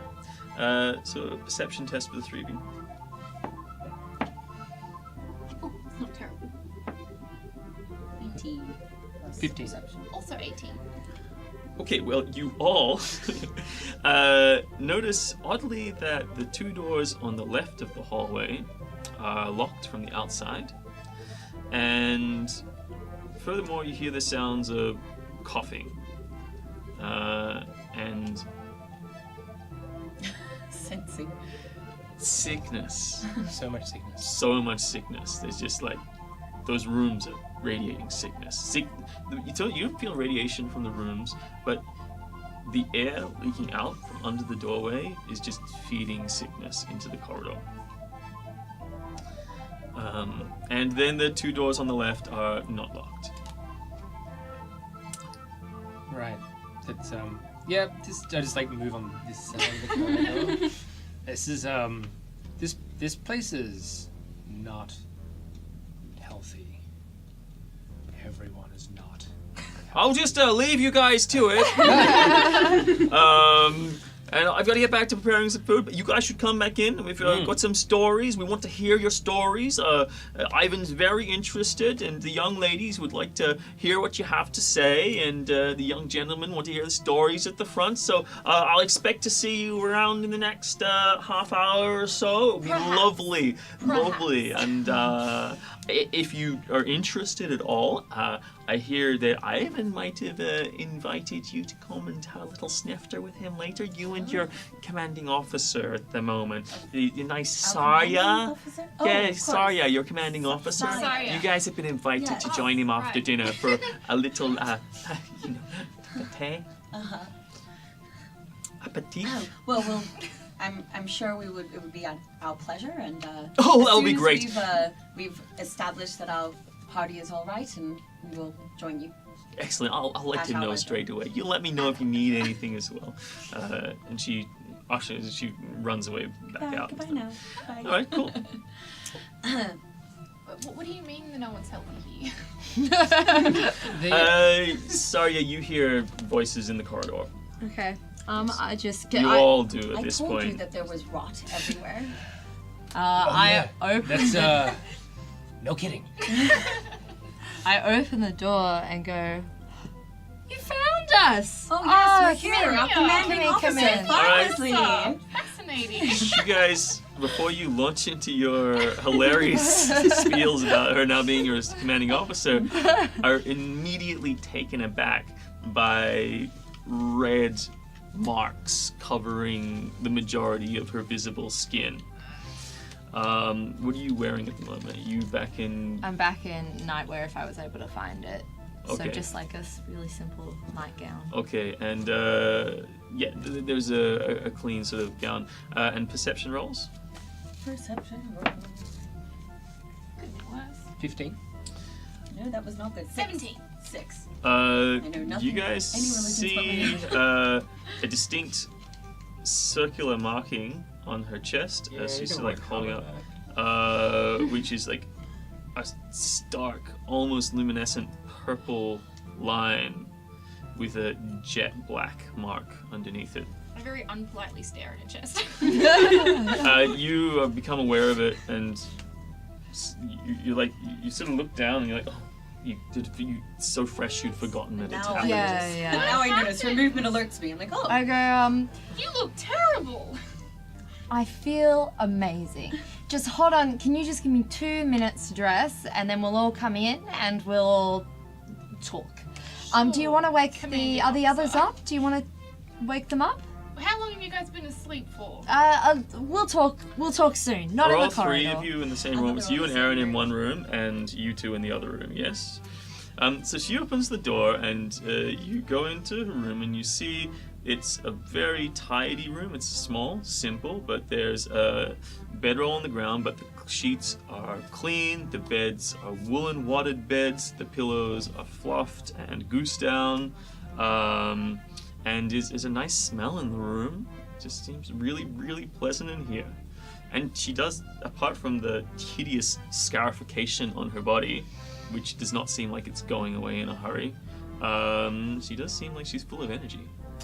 I'll just get changed, but I'll turn my back to hide the Did you fall marking. asleep near a furnace or something? Why don't you wake up the others and we can all talk about this together? I go and find the others. Alright, so you go out, they're just in the next room, and sort of you open the door and door. knock on the door. You guys are roused. Lynn, Hello? You sort of wake up. time to get up. You don't remember taking your clothes off, you don't remember going to bed, but there you are. Both of you. Bernard, thank you for carrying me up here. No problem. Just flexing the rippling biceps again. Yeah, you would believe that considering how well he was able to manage that horse earlier. Although I barely saw her arrive. I was a bit distracted. Gus, when these guys are out of the room, you look to Erin, his eyes open, she wakes up. She is sickness. No. Continue. How are you guys? What's going on? Everyone's looking fresh and happy.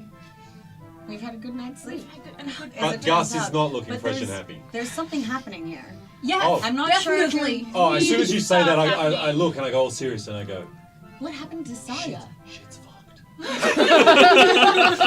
There's just like a little head over there. It's like, yeah, it is. Okay, well, we're all on the same page.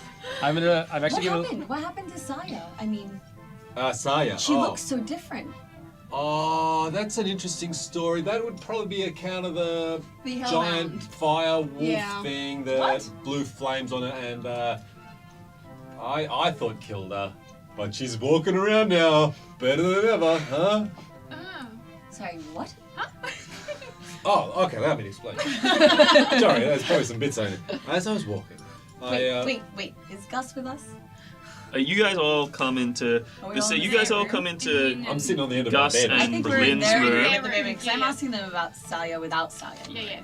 We're in the Okay, yeah, cool. Yeah, Then you're yeah. in the other room. You're having that conversation. Saya is in the room with Aaron and Gus. Okay. So I'm gonna start taking a medical poke. So he's in the room. Deep there. dive Okay, on. so on we're not Aaron. with them, we're with you. Yeah. Okay, go on. Seeing as the story is So being what told, I'm going to pull out my lute and start strumming chords. Accompaniment, go on. What happened to Saya?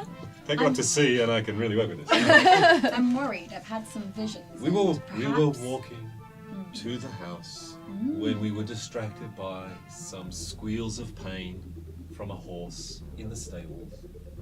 We did the right thing, chose to investigate, and found out of season mares pregnant with foals, all of them, except for one on the ground writhing, about to give birth to what was kind of, well, it exploded. There was a Exploded? little wolf baby cub thing here. I mentioned the Sorry, from a horse. foot.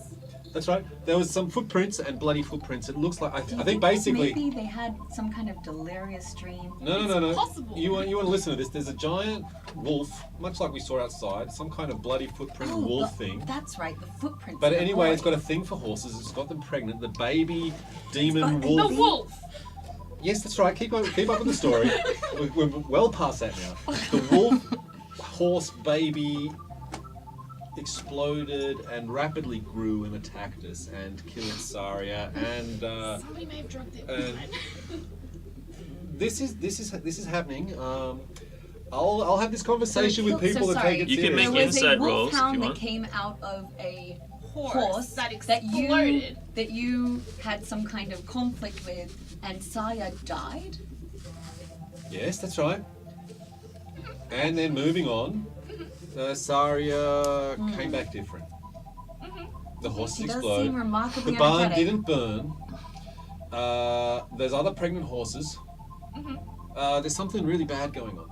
There certainly is something I agree really with the bad last going part for on. sure. I don't understand what it is. Right. And I don't know if like I'm gonna be honest. Like this is just between you and me. New Saria New Saya. is different to old Saria. How come In she's what our commanding ways? officer? She was always the commanding officer. Well, it's like the chain of command, right? The dagger for the regulars. Like it's Erin, and then it's Duron, and then it's probably Saria, and then list off this list of names all the way down through the survivors until it gets to me. She's different. In what way is she different? And what did this hound look like? Oh, like glowing from within with internal flames, and about Flaming hound. 6 foot tall at the shoulder, and Oh no. It was like about 4 or 5 foot tall at the shoulder. Okay, so regular wolf size. Oh no, that's like That's a big. It's like this. It wasn't as big as the dire size, wolf. So basically, as It was big as large. me. It was the size of a wolfhound. bigger than a person, big as you are, tall and. As soon as it and- came out of the horse, it was that size. It got No, frightened it long. exploded the horse and was small, and then it progressively grew to that size Then- over a few seconds. Did this all happen? You're a mean- storyteller. It's that big. Oh. Well, I can vouch for everything up to the point where Saria died because I was also unconscious. She was at that already point. dead too. I mean, I'm unconscious. Okay. Well, Seems like a lot happened. happened? We just fell asleep and we So woke up. And the real this question is, happened. can we still trust Saya? I don't know. I'm just saying. You're not sure. I'm just saying. I'm not sure. She did save my life, I think. She saved your life, you think? Yes, well, I mean, I woke up and... I know Saria, and you- she seems it's a happy. good point. I mean, I'm not sure that our friend here could have taken you to safety. What? No offense. Why? That is very offensive. That is very Flex offensive. again. There is no effect on carrying capacity based on size. Is that true? Is that true, Fifu? I am actually tiny and weak. Fuck you all. Alright, fine. I didn't get her up the stairs. I don't know how I got to bed. I woke up in bed tucked in. So we can at least assume that Saya still cares for you two, so perhaps she can still be trusted. To some Look, degree. I know Saria quite well, and she seems happy, and not different. I'm just saying, she is different. Like all burn up and shit, and happy, and we're in hell, Okay. and she seems chipper. I smell alcohol. Does anyone have any of that?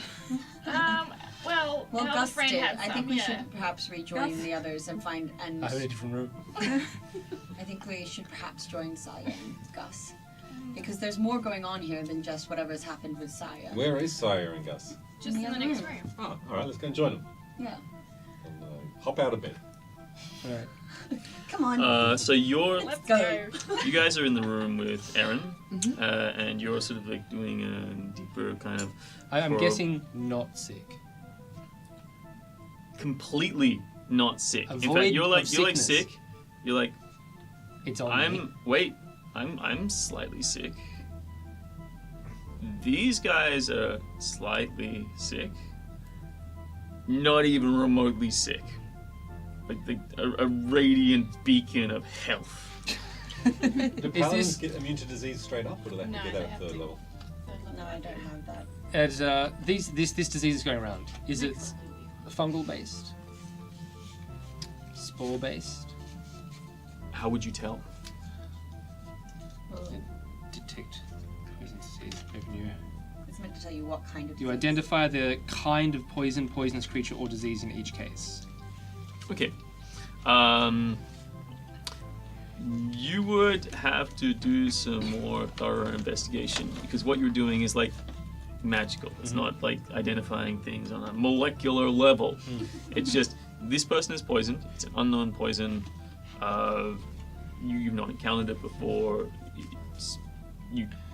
My curiosity is because I now am infested with my own symbiotic Of course. fungus. And obviously within range I can get that symbiote to attack and dissolve things. Yes. I was wondering if I could have it try and purge this from my own body, sort of fighting a foreign fungal infection. Okay. So I would like you to make a Constitution saving throw.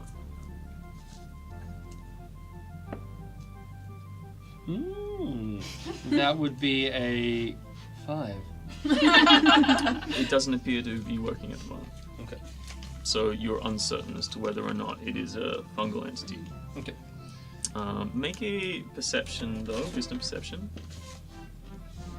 16. No, 15, sorry. So it's less that you're unable to access it because, or they're unable to fight this foreign body because it is not a fungus, and more that they're unable to destroy this foreign fungal body. So by that deduction, you do come to the conclusion that you think it is some kind of fungal thing, and it makes sense with regard to the airborne nature of the spores outside. So you can detect the illness. It's not so much inside buildings, but if it's coming on the breeze from a direction, and you think about the direction that it was coming from, it must have been coming out of the forest. Okay. Where are we on the mountain? You were in the foothills of the mountain. We're in the foothills of the mountain. So it's Mount Hotno is It's interesting. it's a single big mountain with like a few kind of smaller mountains that you might call a range kind of going off, and then it just is surrounded by forests and foothills going pretty much in all directions. You guys are probably 7 miles away from where the mountainous terrain seriously starts, and inside of the forest itself. Are we in the room with these guys now? Yeah, you guys are all together. Can I, like, Erin burst into is the door and do a still little bit asleep, but sort of looking like she's getting a bit more energy. I'm gonna be pacing ferociously back and forth in the room. Okay. Erin is highly infected head to agitated toe. You detect several large growths inside, Already. replacing parts of her internal structure. Oh, right. Yep.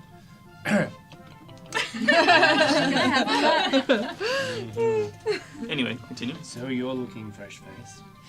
Yeah, of course. I think coming to this town has been the best thing to ever happen to me. I am just so connected with everything that is going on right now. Just my being and my soul is just... I feel so blessed. Some people have better days than others. Yeah, I guess. But I'm sure we'll all be, you know, I think we're all in the right, where we're meant to be. Yeah? You getting this? If you feel so connected to everything, can you explain it to me? I'm confused. There's a lot going on here. There's that boy who was killed. There's the hound that apparently appeared. You died. And there's sickness everywhere. What is going on? Look, I can't explain any of that. But you out of everyone should know how connected you feel. Don't you? I don't know. I just feel, I feel the divinity within me. Divinity. I get you. I feel the fungus in me. Yes, Yeah. Gus gets it. Yeah. But like I mean, this town is gonna die, though. Like, they're all dying. All of them. I have no idea what's happening in this town, and I'm happy to discuss it. I think we should discuss it. To be honest, I've never been so confused in my life. And then she punches a wall. Good. Yeah, and the people over the corridor, there's like oozing, festering, fungal sickness fluid pouring out of those doors. You can sense the... Hang on, you're telling us in general terms, what I'm trying to get from your crazy druid babble is that you can detect illness here. Oh yeah. That's That makes sense. Don't eat the food or drink the water. I know they say that whenever you travel, but seriously. Oh, Gus, can I have a mushroom, please?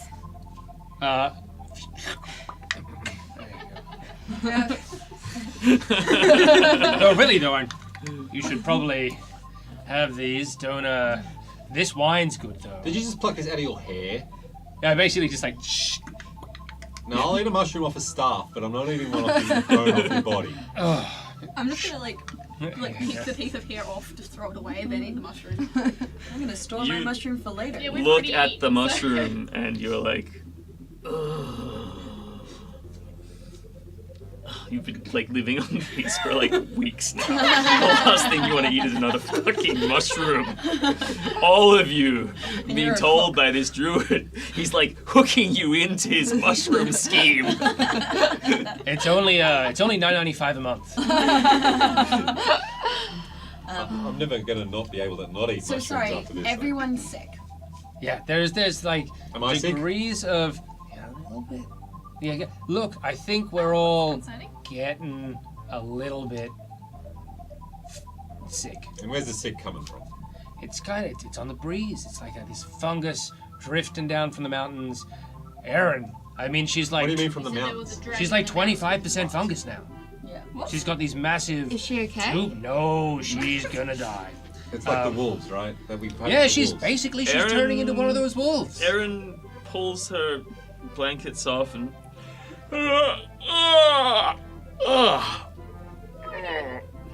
Oh, hey guys. How you feeling there, buddy? Oh, I feel great. Mm-hmm. Actually, yeah, really good. Yeah. Yeah. So I could go for some dinner. Yeah, you. well, I we've think got that some mushrooms. No, you're all right with the food. There's a great food out there. You should just. all right. Yeah, look, I might. You guys don't mind? I'm gonna.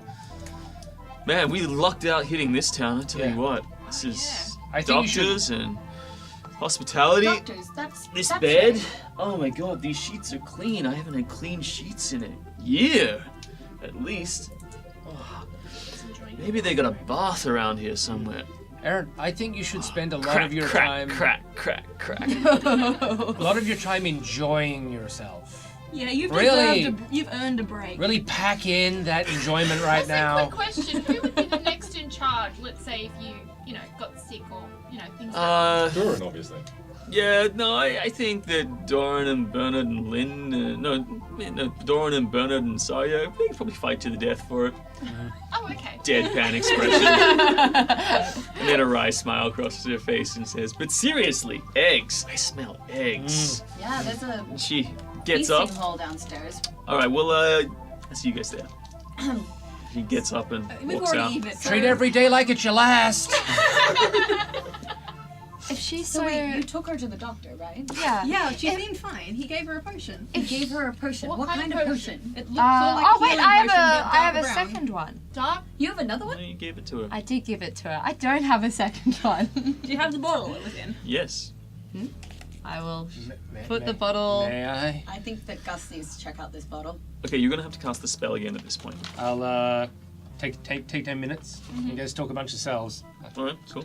Is there a ritual? Yeah, you take 10 minutes, do the ritual, and so Gus gets out and sort of draws the circle on the ground, puts it in there. It is radiating pure disease and corruption. Oh yeah, It that's is like the most concentrated form of the disease that you've seen, of this fungal essence. It's like its purest essence. Are you guys familiar with the concept of pesto? Yeah, it's. It's gross. like disease pesto. Okay, and So- the doctor gave this to a sick person to heal them. Well, I We've guess heard about this doctor, right? there's less dead parts of her now and more animated fungus bits. So I what's mean, the I'm relationship? kind of only half Can I mad just- about can this, I to be just honest. say, like, people are dying from mushroom disease, and the mushroom druid is telling us about this. He's Yeah. got a flying mushroom, and he's feeding us mushrooms, and we're dying from eternal mushroom. It does. This is not a good look for the mushroom dude, right? This is true. So, And I Like, mean, maybe we should actually lay off the Having mushrooms said for a that, bit. also, Excuse me. he also doesn't believe that What do you there's any mean? possibility of anything getting better, so maybe he's trying to kill us all. and we've got to say, there's got to be something else other than the mushrooms going on, because there was a flaming dog earlier. So it's But entirely that's right. possible What's the that connection? the flaming dog is connected to what was already happening, and the mushrooms arrived with us. I think This is not my shroom. This bottle was given to somebody by the doctor. Maybe we should go and see, or question, or interrogate the doctor. Just a thought. You recall seeing... actually, no, you've not met the doctor No, before. I haven't. Going in like that will put us against odds against the town. We have to be very clear. I mean, personally, it looks like the doctor poisoned Erin. But with the And yet, at the same time, Erin feels great. But yeah, he cured. She, for all intents and purposes, I know she looks. According to you, you say she's We sick, take but your she looks word great. that she's dying, but for all intents and purposes, she's the best I've seen her in 6 Look, months. look, this is the thing. Absolutely. Maybe she's not dying. Maybe the fungus is just replacing all the parts of her that were gonna cause her problems, and she'll be up and running like a spore in the wind. And because as they've said so far that some people die, some people don't. Maybe, if you can survive the cure for being you, you get to be a better fungus version of yourself. something you might have knowledge of. I kind of get it. Maybe. That's why I'm like only half mad right now. I'm not. I'm putting things together. It's like, but it's not. It's not my fungus. It's not I Buddy's want to know fungus. what the connection is between the disease and the hellhound. Well- Those seem like very different things. Yes, they do. I'm thinking there's supposed to be another healer, isn't there? A wise woman out of town? Yeah. Maybe Maybe somebody we who go is talk to sick her. Hang went on, to her. isn't Maybe she she's... out in the mountains? Yes. Also, Where the wind is coming About from? 4 hours out of town. Which direction is this force blowing in from? They're on the breeze, so at this point from the west. direction. Well, I'm thinking either she's involved and we can find out something from her, or she's not involved and maybe somebody who was sick went to her and they died under her care and the doctor didn't dispose of the body. It would be a perspective that's informed and outside the narrative of whatever this town's going to give us. It might give us a way of finding out more without creating enemies. You could say we're going hunting. Hunting, I do love a good hunt. Well, you? there's that hunting group. Just you just go for. Are we meant to go out and see someone at the wise woman, the blacksmith's aunties? Ivan did want us to have a drink with him. It might be seen as rude if we were to decline. Well, he wanted you and Saria to have a drink with him. Are we gonna split the party? Again. Well, No, we're going to crash the party. It's split the party or crash the party. It's one of the two things. I was just thinking maybe some of us go and deal with the Cooper's aunt in the Cooper's house. Oh, the Coopers, yeah. And then go to the hedge woman in the outskirts Look, we've of heard some town. dodgy things about this Ivan fellow from the blacksmith peoples. Bran. They reckon he's a bit dodgy, and so the doctor might also be a bit dodgy. And some other individual named Starkin. There's something is dodgy here. So can We just I need to recount decide everything what it I heard from the Smiths to these guys so they're also aware of Strachan and the change of the town over 18 months ago course. and all of those things? Are you guys happy to know that now? Or- Yeah. Okay. So Strawn came when? Is it Strachan? 18. Strachan. Strachan And the came doctor. into town with the doctor around 18 months ago. 18. That's right. And the disease? And since And then, he started 6 months ago. the disease started 6 months ago, and the worst of it was over within 4 months, so about 2 months ago. Most people who were affected either died or were fine. Very few families were untouched, though the Smiths seemed like they were also untouched by it. And this Strachan Strachan guy was came in involved with the doctor? With the doctor, who has come back from visiting the city, and they started to create a bit of an inner circle of people who behaved like they were lords when they did not in fact control these lands. And they do things such as hunting, which he seemed like he was holding something back about their hunting activities, but I couldn't find out what it was. And there's still their murdered son, which is also And weird. what's the relationship between the headman and the doctor? Close, by the look of it. And is this Strachan guy still around? We haven't met We haven't asked. as Strachan, and we haven't asked anyone because we haven't decided to raise any flags. What's this court they've been holding? Well, that's the way that he said that's what they called it. The impression I got was that some of the, I guess, richer or more, basically an inner circle of families that are now doing things such as hunting and feasting together. And also, this town is strangely untouched by this early winter, strangely untouched by the war, has had a fantastic harvest. They've been very lucky. But if we're to trust the mushroom druid, To be fair, You to can the just all call their me Gus, To be buddy. fair, I believe the mushroom druid because I also was blessed. anyhow, with- Bernie, how you going? I believe the mushroom druid because I was also blessed by a vision this morning that spoke of rot, that was strangling the silver dragon, the platinum dragon at the top of the mountain. Bat Mountain? That mountain, I assume. You believe that was probably a metaphor for all mountains. Yes, obviously the platinum dragon is at the top of every mountain. And the platinum dragon is every dragon? The platinum dragon is all goodness in the world, which is being currently strangled by all evil. Well, that's good news for you, right? I've been beating this drum for a while now. Well, I think we can I mean, do you it. saw the war. Well, what does that mean for Erin then, Saya? Well, I would like to keep an eye on Erin. I think Alright. she means a lot to us, and I think someone should be staying with her. And if she's hanging around, she's probably going to hang around Ivan anyway. We might as well. She'd presumably be invited along to the drink, seeing as you're invited as the ranking officer. Is that what we're doing? Some of us are going to these drinks while others are going to... Well, there's kind of three things we need to push, and we allocate it later, once we've decided. But we've got the Smiths and their family, and they're holding stuff back. You reckon? They've got a. I'm not sure if we can get much more from them, but Really? Is it a trust issue? Is it sending the right person in to I mean, I'm extract pretty the? charming. But Yes, pretty charming. You also are a little intimidating. well, that's part And of you my know, charm. there's all that metal that you go Paladin charm. I got it. Gotcha. Yeah. There's those family. There's the headman and the doctor and Strachan and that thing. Maybe entering that with our Erin. And then there's the wizardess, hedge wizard, which in the hills. Maybe what else can we think of? Looking around town And for the source of this Coopers, disease. the Coopers. The Cooper's aunt. The aunt, the Coopers. And we still, so like, if she there was is- an aunt of the Smith family, and she has fallen sick, so she's the sort of anomaly for the family because they said their family generally wasn't touched by the sickness. And if there are any footprints left at all, Oh. we should probably follow those back. Sorry, did you say something about a wolf? Yes, a wolf. Yes.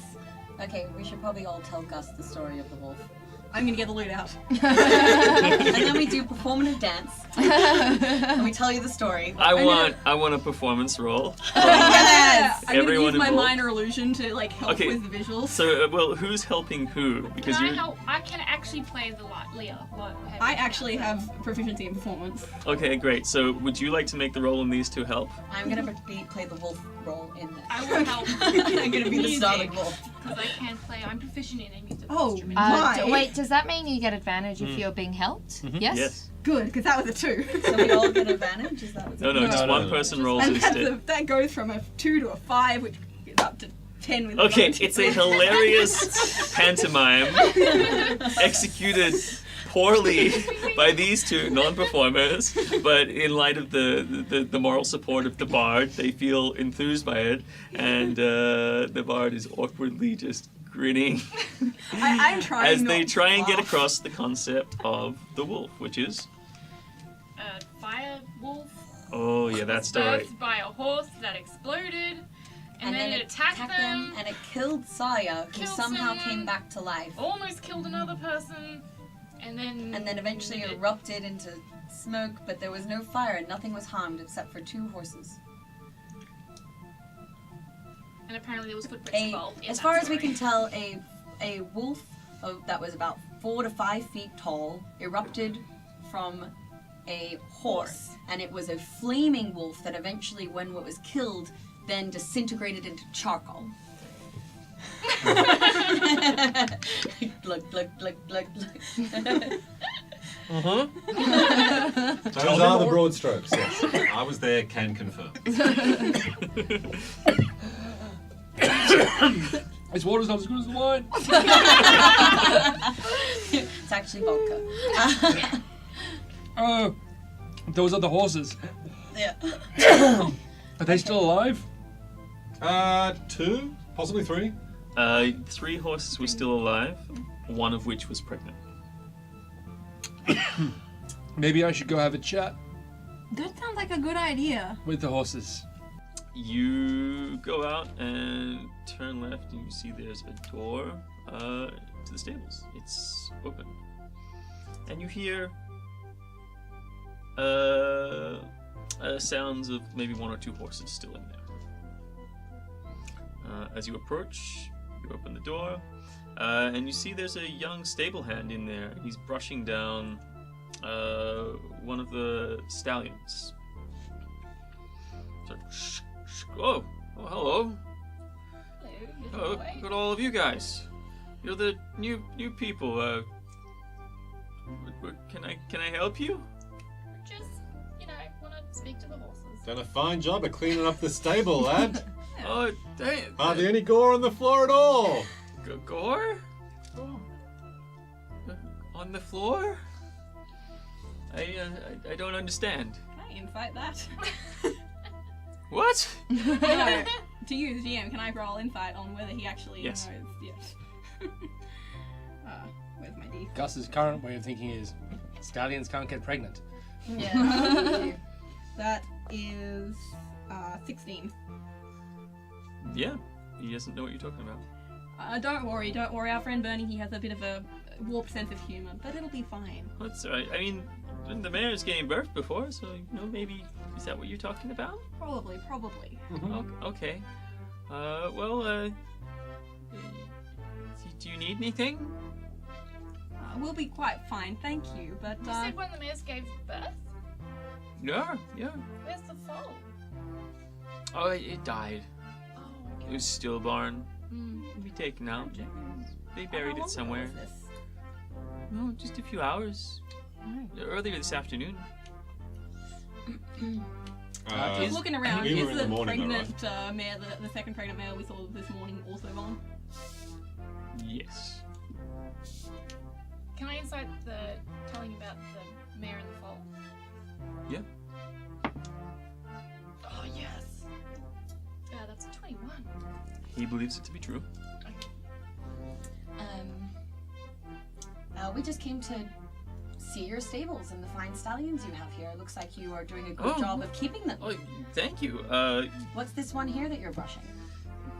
This is Silky. He's a beautiful stallion. This is the Lord's pride and joy. Oh, does he use this horse when he goes hunting then? Oh, well, whenever the Lord is here, he takes the horse out and rides through the woods. But he hasn't been here for a while, but I keep it for, Ivan uses it quite often. Ivan uses the Lord's horse, you Yes, say? yes. Oh, of course, Ivan's very important. Oh, is he? Yes. I've only recently Yes. met him, but he seems like an excellent... What's his name? Headman? Headman? For He was this town? second only to the Lord himself. Hmm. You gonna... Yeah, when I'm was the last time the Lord was here? Oh, Lord Andal Wentworth. That's right. He hasn't been here for a long time. Maybe more than a year. 18 months, perhaps? No, longer than that. I don't think I can remember the last time Andal was here. How old does this boy look? 12, 13. So he has a good sense of time. But, Half my life. it was very impressive. We, an old soldier. He told us some stories back in the day about his life. Everyone can make an insight roll at this point. 14. That's good. 18. It feels 20. like he's really fishing through his memory for this stuff that he's talking about. He's just like looking off, and his eyes are sort of off to the right in the corner. How sick is this boy? Sick. Well, you can cast this. You're basically just taking 10 minutes every time. Well, and 'cause I'm assuming I still have it on from the last time I cast it in the room. 'Cause we've you just... guys had a pretty long conversation. Oh, that's right. There was the pantomime. That's really helping me solidify my nihilism, by the way. I'm like, look, there is no joy in the world. I'm gonna chat to this horse. The mare? Sorry, the stallions. Stallion. Hey, Hey, buddy. And say, hey, what? Yeah. When was the last time you got to go out hunting? Eh? Sometime What? the last week, someone going outside to carry that bastard. Though, so annoying. Just want to run free, free in the wilderness with the hair in my mane. Roam free, free as the wind blows. What was? Oh, there's a stick. Oh, it's all right. What was that asshole hunting? I think whatever. Of my own small animals, things. Just carry him around. Just carry him. Where were you this morning, man? Eating some fucking hay, man. Eating some hay, eh? Yeah, but not here though. Yeah, I was here eating this hay. Right here. You want some? Was there a big woofy kind of? It's like it's infected hay. I don't want it. Was there a large dog like Dogs. asshole? I hate dogs. Man, all All the right. dogs coming around all the time. The worst is that big dog. Big dog like big dog. Oh, it creeps me out. Oh, thinking about the giant dog. Is the giant dog one of Ivan's? I don't know. It just keeps walking through the walls. Things shouldn't walk through walls. Start right. No, I agree with you, man. That's a no-no as far as nature's concerned. Yeah, I don't walk through walls. that's a good thing. I'm a horse. You're a good Yeah, that's right. Laws of physics are important for everyone. The boy starts brushing him. He's like, oh. Is there any particular spot you want brushed? Yeah, right here. Hey, I'll just put it in. It's like, okay. Is this boy just watching him going? Yeah. It's actually more subtle than that. It's like some noises. It's more like horse Twitching of whispering. ears and Yeah, head it's turns mannerisms flicking and of hair. how you sort of touch and physically interact with not just the horse, but the space of the horse. It might sound like a hilarious Mr. Ed impersonation that I'm doing, but it's the subtle language of animals that you're tuning into.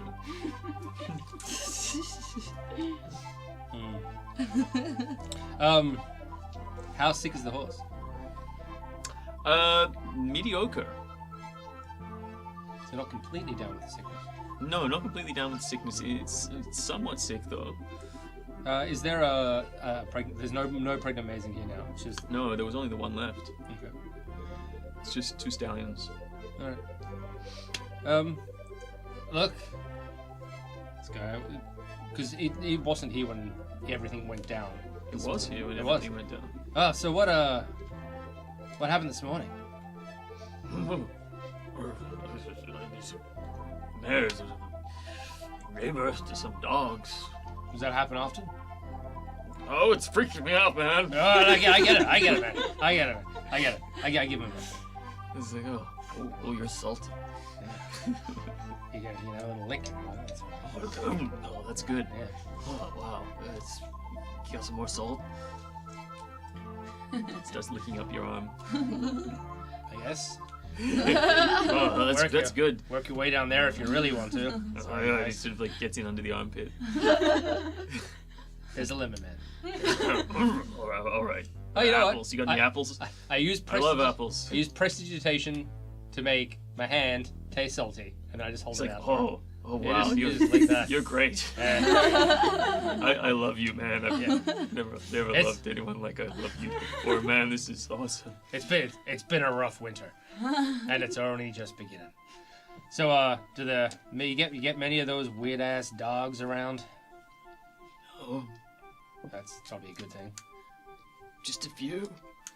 And then the new ones? And the new ones. Yeah, the ones that came out of the mares. Do they often walk through walls? Who am I supposed to have sex with now? Rough gig, man. Rough Yeah, gig. it sucks. If I see a mare, I'll put in a good word for you. Yeah, do that. Yeah. Man, you're just so delicious. It's one of my many talents. Okay, yeah, well, you can come back anytime. Cheers, bud. All right. All right. I'm not getting much out of this kid. But let's just scratch him up and down there. He'll love it. He'll love it. Can I open the door and take a look outside and see if there are still any footprints? With the snow falling, it seems to have covered up any of that sort of stuff. Fair enough.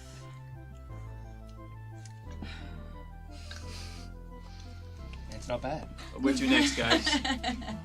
We're leaving the stable? So we have the witch in the woods and. Oh, P.S. Private. That Oh, you're gonna tell us all that- about What do we learn? that giant That's why wolf we're thing leaving the yeah, stable so the can kid walk doesn't through overhear. fucking walls.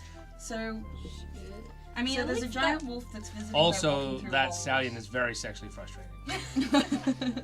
Turns out they have been those breeding mares haven't been in his remit for a while now. So they're whatever's been popping out of, literally popping out of horses. It's been happening for a while. So either they're getting new horses in, because I have a sneaking suspicion those horses are not surviving the pregnancies. Not by your description of the last one. So they're trading horses for Flaming giant dogs dogs. that So can walk through why- walls. Why are there giant dogs? Where are the giant dogs coming from? Why are they choosing to come and harass these mares in particular? I'd also like to know who owns these horses and why have they not done anything about this or It's mentioned Edmund Ivan. Maybe they're breeding these weird dogs. It's also possible. Also, if they are breeding these weird dogs, how does that relate to the sicknessy part? Because none of the maybe we're mares are trying sick, to burn right? the sickness out. So He these didn't see mares the aren't mares. sick. All of the people are I don't sick. know. No, he hasn't seen the mares. So he There's doesn't no know. males in there. Oh, There's just the stallion. just a Yeah. stallion. I can guarantee you 2 things about that stallion. A little bit sick, and also not pregnant. This is good. So there's a level of sickness that we expect everyone in town to have just by virtue of being in a dirty place. Right? This is not that sign of sickness. The I don't wash my clothes sickness, that's like a 2. It's more of a city problem. And this is like everyone's got a steady kind of 5 + 5 going on. Yeah, but that's like it's like a Chernobyl background radiation effect. Right? A what? There's something wrong here. Is that a mountain down south? Yeah. Halfling lads. Halfling lands. Oh, the cursed Actually, Cordelra. Yeah, yeah, I heard about that one. Really blew up. Ash everywhere. Rough gig. Yeah, I think we probably go take a look at this wise woman. I'm gonna put my 2 cents in. If anything, it gets you away from the really creepy people in this village. Maybe stop off and see the Cooper on the way. Alright. So it is 8:30 at night at the moment. Do we know how long it will take to reach the wise woman? 4 hours. I believe. Figure that for a nighttime hike. And we got to. Well, don't we have to meet the headman? Those two do. We said that we would. Like we can And it could investigate the be- headman whilst they're We- smoothing the headman, so we're all nearby. We could. Well, yes, we could certainly. I mean, what will happen if we don't go and visit the headman? Will it create suspicion? It could. Or you could just send him a message saying, something came up. We aren't able to attend. But Erin's going to go. My important appointment. I would like to keep an eye on Aaron. Okay. Well, Erin's likely to go. Let's go. Let's visit the headman. Yep. But should we have some stealthy people types perhaps looking for information about the headman? Sticking around the longhouse, kind of investigating around while we Seeing, go to the seeing what's private behind the chambers closed for- doors, the locked doors, the basement, Yeah, stuff like that. sounds Do like we a plan. have? Does anyone actually? sneaky? Anyone here actually open a locked door? Well, you're the bard. You're just like nearly a rogue. I don't have lock picking. No. But you Honest got bard. knock as a spell. No. It's a second level I'm spell. gonna get there. I'm gonna say, as a warlock, no, lockpicking's not my forte. I'm a paladin. She can technically open I doors. think it's our levels. is the Mostly by problem. bashing them. Well, bashing the door down is our peak chance right now. We could also deceive our I lady think if I that would makes like sense. Druid type, right? Animal maybe. Could you turn into like a spider or a cat and nosy around I mean, as such creature? yes. This is true. Buddy's pretty good at getting in little places he shouldn't be as well. So, you and I are gonna go visit Ivan with Aaron. Yes. Yes. And then, are we bringing anyone else with us? I mean, I don't think we were invited. Yeah, I don't think so either. That doesn't mean we can't say, oh, well, we need our trusted blah blah blahs. You should have kept up the servant thing. Yeah, he seemed pretty keen for you to be a servant. But no, I'm My happy. honesty got in the way.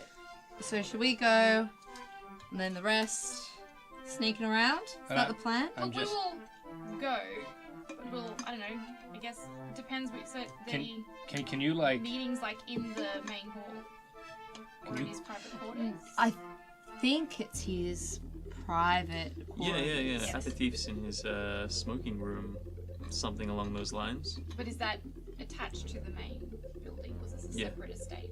It's just off the side. So if you can imagine the Great Hall, and then there's a kitchen off to one side, the stables off the other side, and then just out the back to the left and right, there's 2 other buildings: the guest house that you're in, and an identical building on the side where he has his private quarters. Okay, so we don't have to go too far from. So we can be within earshot, I suppose, of them and their meeting, and then maybe we can nosy around. I do have sleight of hand. I might be able to steal the key.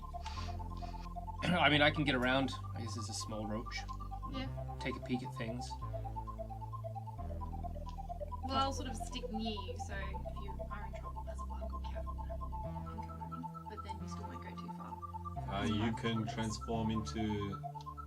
You're transforming, or the. I can. Or you're transforming the familiar. No, I can transform. So got that trick up my sleeve, I guess. But you're little, right? You can get into small spaces too. Well, depends on how little the space is. Not cockroach little.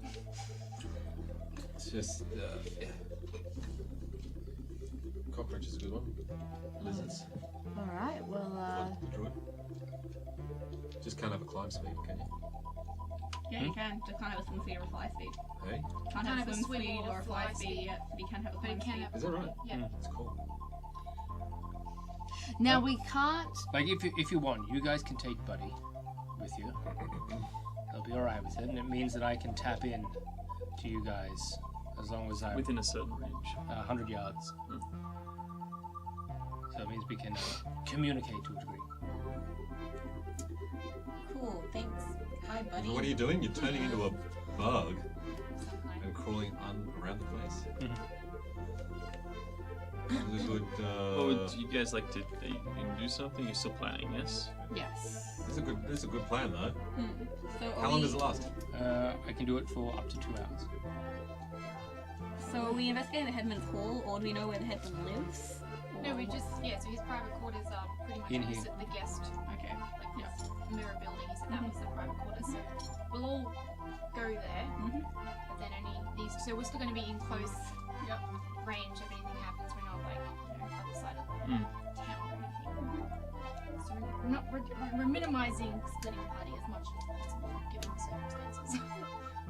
Alright, so there are 2 groups. Yes, there's 1, 2, and then the 4 of you. Well, it's 3 groups really. There's 1, 2, you 3, and you. Yes? And then you 3 are staying closer to him than anywhere else. And you transform now. When we're ready to go.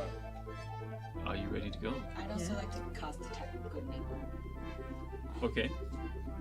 Yeah, I'll cast comprehend languages. And how long is that going? It goes for 10 minutes, Okay, cool.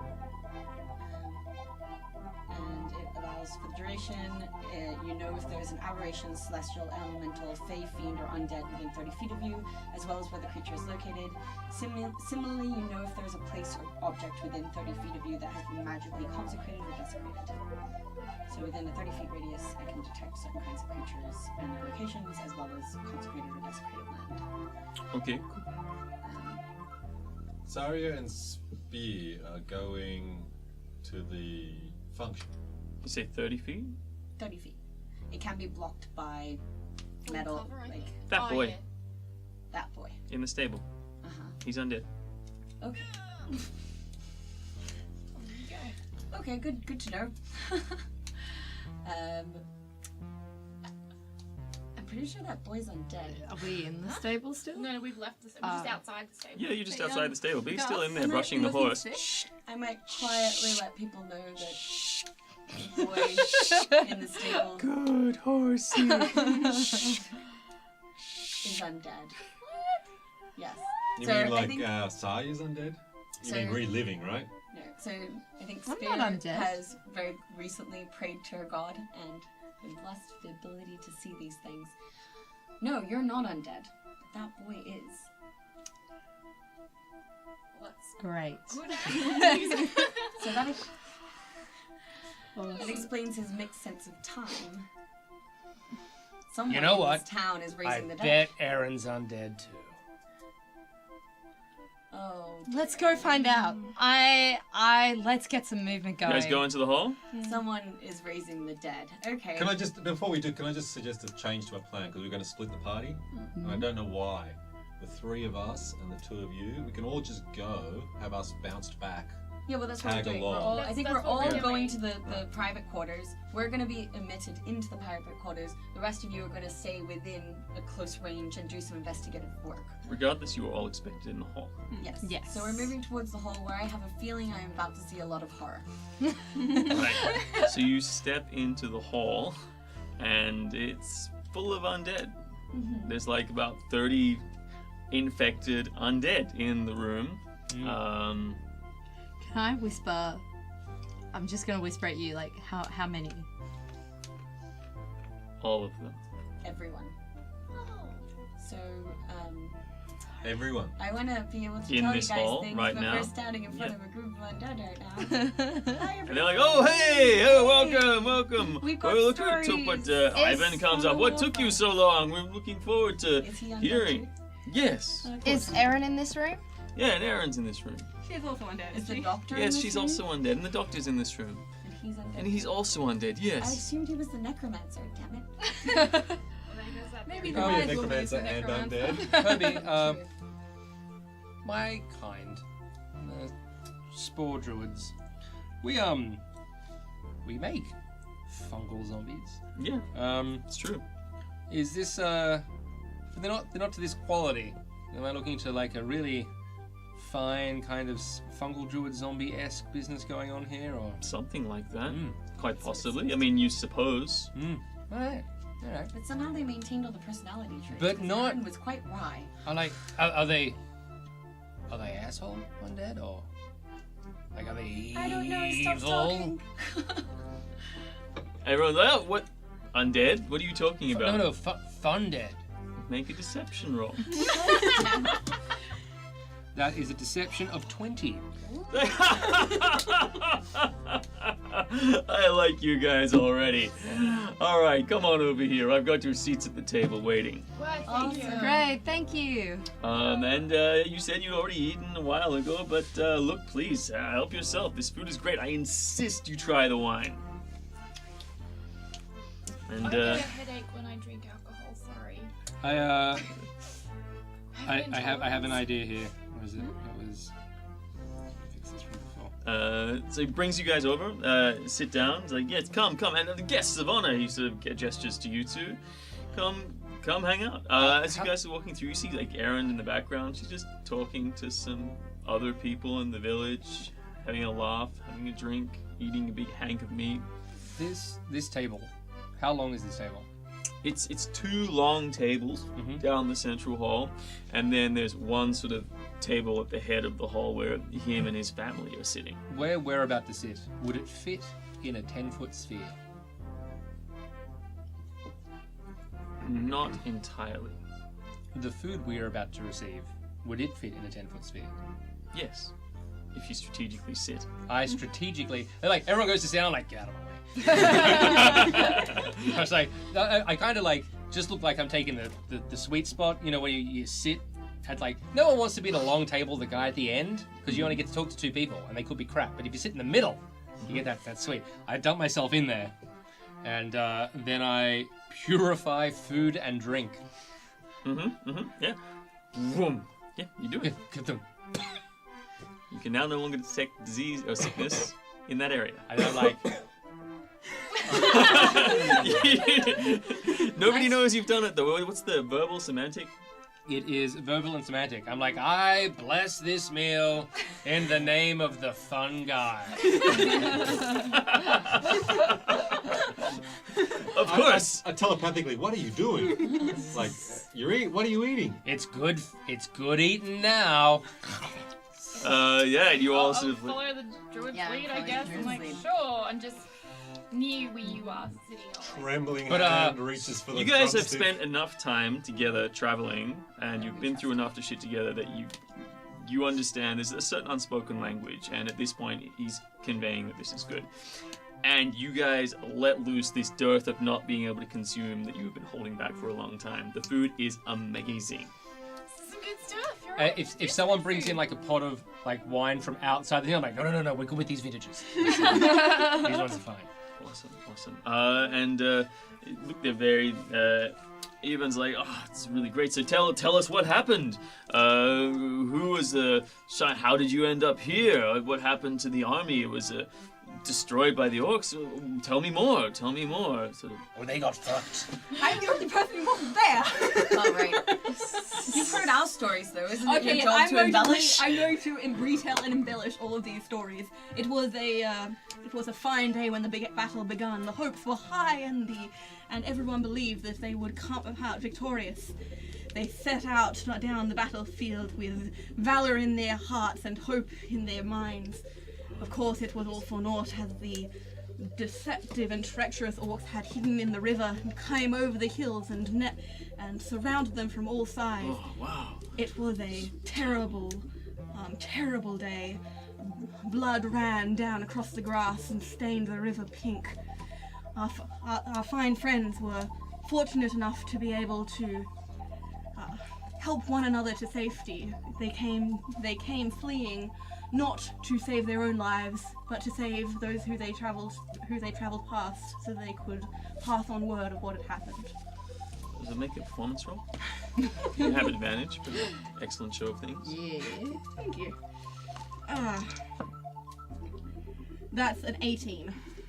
All right, awesome.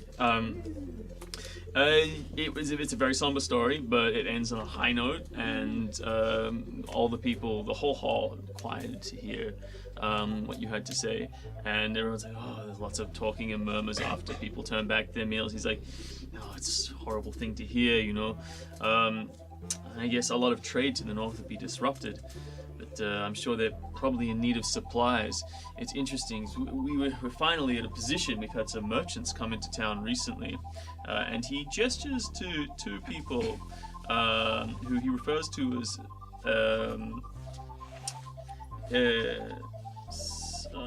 he refers to as Mr. Avarice and Mr. Wild. They're two. Apologies, Mr.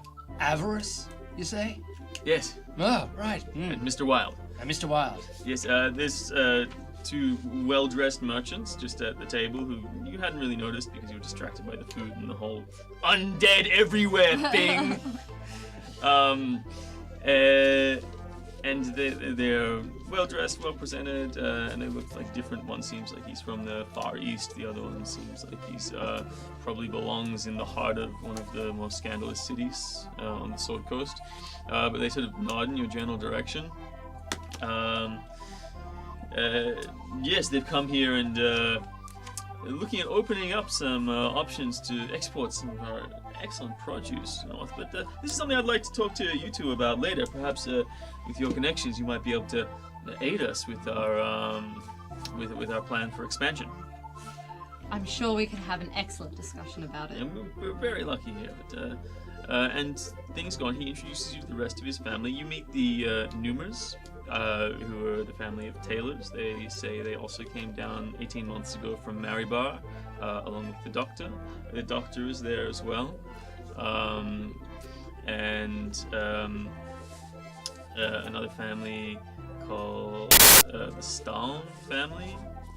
They run the winery and talk about, we're glad you're enjoying our vintages.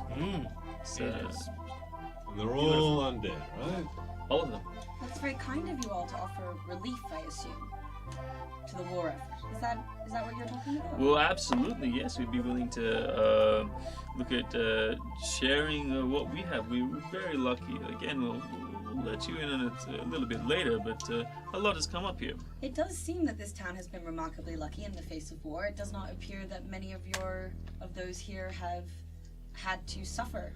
Well, unfortunately, the news of the conflict came to us quite late. We're very, very out of the way.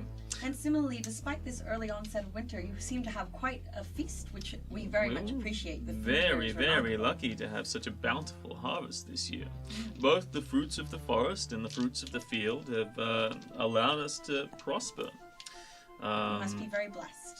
So I want you to make an intelligence roll. Could I make a that's not quick my stat. scan to see how much of this food is horse? No. Okay, good. That's good. 7. Yeah, I'm not very smart. Okay. Anyone else who was on the battlefield can also make this roll and is at this table right now. Everyone except me. Just an intelligence roll? Yep. 17. Wow. Aw, 7. Twinsies. So I also got you 7. recall There we are. you recall him saying, so you recall seeing the banner of Sir Andal Wentworth on the battlefield. That's right. His 3 sons were there. Yeah. and they fought. And Sir Amber Wentworth is the Lord of the Lands. Why would he have not come to this village and taken these people? Or rallied them behind him? How would he not have taken people from his own village and sent them to the front? How did they avoid that? Is a question that lingers in your mind as he continues. Yes, but unfortunately the information came to us too late, and by the time we were rallying our forces together, the triumph or defeat, he catches himself, it was already underway. But there is things we can still do going forwards. It is fortunate for you that we have fared well, so we can look after you, and perhaps the gods smile upon us. For if you are indeed heading to Neverwinter, you can take news of this produce, and we have more to offer than you realize. Again, talk more on this later. You're looking for growth. Yes, capital gain.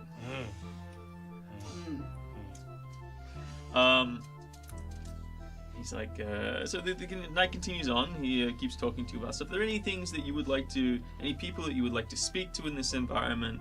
The doctor is there. Obviously the merchants are there. The Numerous are there. There's a few other people sort of in the environment. So But the merchants have just arrived to town? no, they came in 6 months ago apparently. 6 months ago. They're also funded. You were from Malabar, or you went to Malabar, or what was it called? Maribar. Maribar. You're on your way to Maribar. You've been through Maribar in the past. Okay. Do we know anything about Malabar? It is a scummy city to the north. It's like upstart nobles. It's never really officially become a part of the Lord's Alliance. In light of the war that's come in recently, it's sort of like trying to curry favor and say, hey, look, we're a stronghold, you should come defend us from the hordes, we can band together. But previously it's a bunch of merchant kings, essentially, who band together to sort of run trade in that area. A bit more like exalted mafia than all of the other courts around. Both the doctor and the tailors came from there. Yes, the doctor studied there, the tailors were there for reasons. Tailing reasons. Why they're here now. You're not sure. I definitely want to talk to the doctor. Yeah, I wouldn't mind talking to the doctor also. Alright, cool. So you guys find the doctor. And is there anything anyone else wants to do during the course of this? Oh, actually, I haven't met the doctor, so I might join them in speaking or meeting. There's also Erin. I'm gonna talk to Erin. So let's do the doctor first. So you guys go to talk to the doctor. He's sitting around he's actually at the table. But at the point you pull him aside and sort of get his ear, just the two of you. He's like, oh, I hope your friend is doing well. Oh, she has never been better. That's really good to hear. Really good to hear. There's nothing like having a spear stuck in your leg to really put a damper on your day. It's amazing the skills you've learned. Where did you come by such talent? Well, the colleges in Maribar are quite. It's close to the sea, so it has a high intake of people from all over. Really, and it's a place where proper surgery and alchemy can be practiced without the, various misconceptions of some of these more civilized cities. Oh, buddy, I spend my time out in forests. I get it. Sometimes you just need to be away from the man to get things done. I'm not quite some backyard butcher, but well, I was actually, I'm a bit of an alchemist myself, and I was quite curious about your tincture. Is that true? I have herbalism as a proficiency. A conception roll, please. Well, no, I consider myself an alchemist of herbs. So you've deceived yourself. Yeah. Hey, herbalism kit is what you use to make healing potions. So I'm just saying. And as a purveyor, I'm quite good at it as well. +6, yes. I make some sweet healers.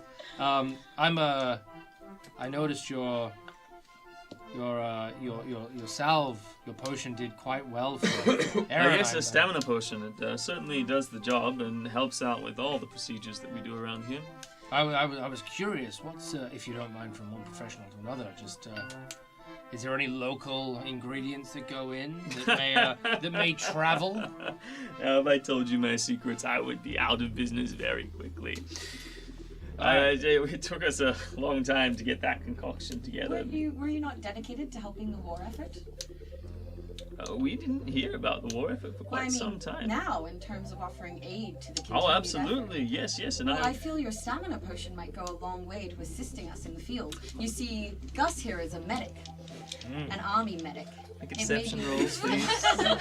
It's not untrue, but he definitely wasn't in any unit. And he doesn't look like he's ever been in any unit. It looks like he's literally been scraped off the side of a tree and thrown in this room. He looks like Shaggy from Scooby-Doo, covered in mushrooms. Have you seen his hat?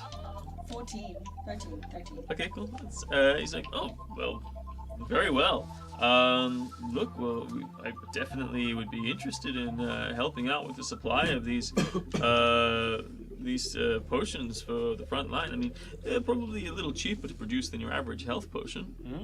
That's good to know. We could put together a large supply, and we have been stockpiling them for a little while. We've had abundant resources here, which has been very helpful in their manufacture. So it's a local plant that's really giving it its kick.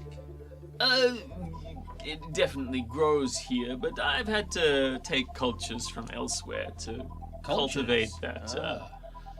Cultivate. Maybe when he says, were you listening to this? Are we overhearing this at all? Well, you're all at the same table, so if you want to eavesdrop.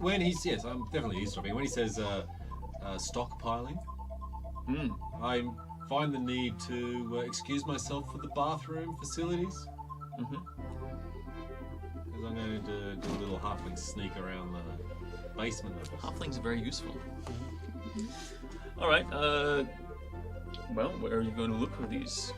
Just wander aimlessly through the downstairs, out of bounds areas. Downstairs, it's a big open hall. Oh. And then there's doors going off it, but it doesn't appear. You just wander around the hall, just saying hi to people and On the way to the being bathroom. entertaining. But the idea is I'm going That's to try. outside. The outside is the bathroom. It's a village. I mean, it's entirely possible that he's stockpiling these Don't piss inside. at his home. I suspect. When he says that, I'm like, have I seen anyone leave the table to use the bathroom? I've been here a while. Yeah, people go out and piss. All right. Undead piss? Yeah. Oh, that's good. Yeah. Maybe I should get into They're this wine. eating. They're It sounds eating like it's a food. lifestyle. They're consuming. They're acting as normal. Yes. Sorry. Yes. Well, that's very generous of you. So you're going to provide us with some of this stockpile, so we can perhaps our alchemist here will be able to assist in bringing them to the front lines. No, of course. Yes. No. We will happily organize a party to travel with you or provide you with what it is you need to get to the front. Well, I'm assuming, or are you going to perhaps Neverwinter first? I overheard. Is that the case? We need to get a word of what happened out, and maybe we can get down there That and would get be the place to do it. But if you can bring your stamina potions with From us. there, it's just a hop, skip, and a jump to Waterdeep. It seems this town's been very lucky to have you. You said you came. I think my companions mentioned you returned from the city. What, some 18 months ago? Yes, that's correct. I came back. A good friend of mine, a gentleman by the name of Strackenheart. Straken. It's a strong name. Yes, well, he was a strong fellow. We shared a lot in common. Our interest in the alchemy and medicine. We developed this formula together, you know. Ah, and where is he now? He is away at present. I'm not sure exactly. Possibly to the north. He might have been caught up in this whole war business himself. He's so selfless sometimes. And you arrived with the Taylors. Do we know their names? The Numa family, yes. The Numa family. Yes, absolutely. We all, I told them at the time that I believed that we had the appropriate facilities in this town to take a gamble and maybe dig up some bits and pieces and get a operation in order to make it what it is that we needed to make. And they thought that it was a good idea. What was it that you were looking to make? I'm sorry. Well, these stamina potions. of Oh, course. I see. Yeah, it was corner the market. You know, Ah, of they're course. cost effective. You know how much they charge for healing potions these days at It's every strange, though, I corner haven't seen alchemist. them It's a fortune, absolutely ridiculous. 50 gold a pop. Why we could turn these around for 20 gold each, no worries. It would bring salvation to the people. Absolutely. It's strange that I haven't seen them outside of this town there. Well, we're trying to keep it tightly under wraps. If somebody else would steal our formula, it'd be terrible. We've only just started production. IP is pretty important amongst alchemists. I'm not sure that I know what IP is. Intellectual property.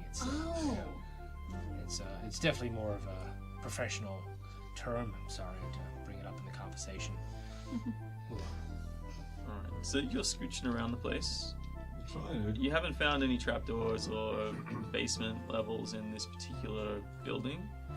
But give me an investigation roll.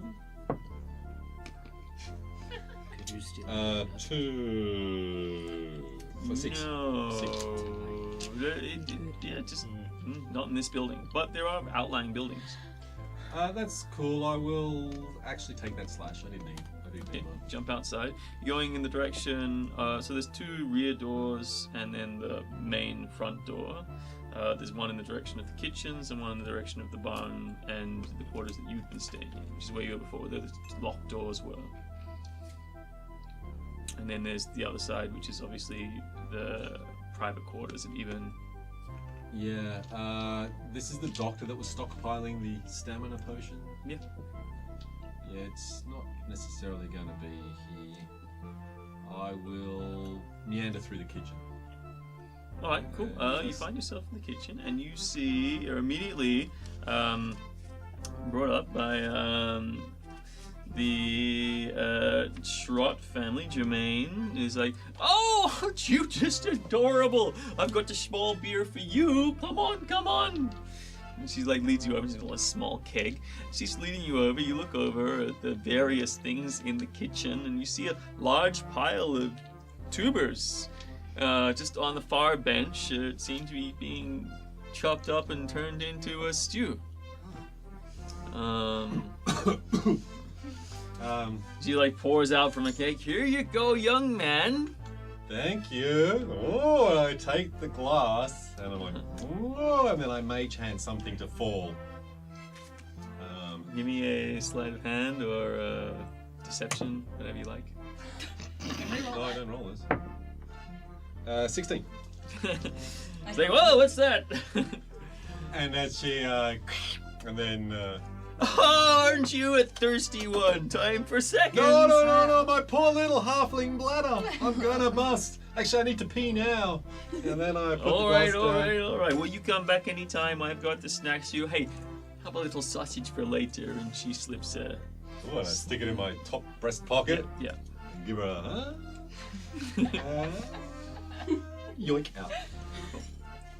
And as soon as I'm out through the door, I take the sausage and I cast it out. Right. You jump as you go out the front door. You notice one of these woodsman types just standing by the front entrance to the building, and he sort of like looks over and sees you, and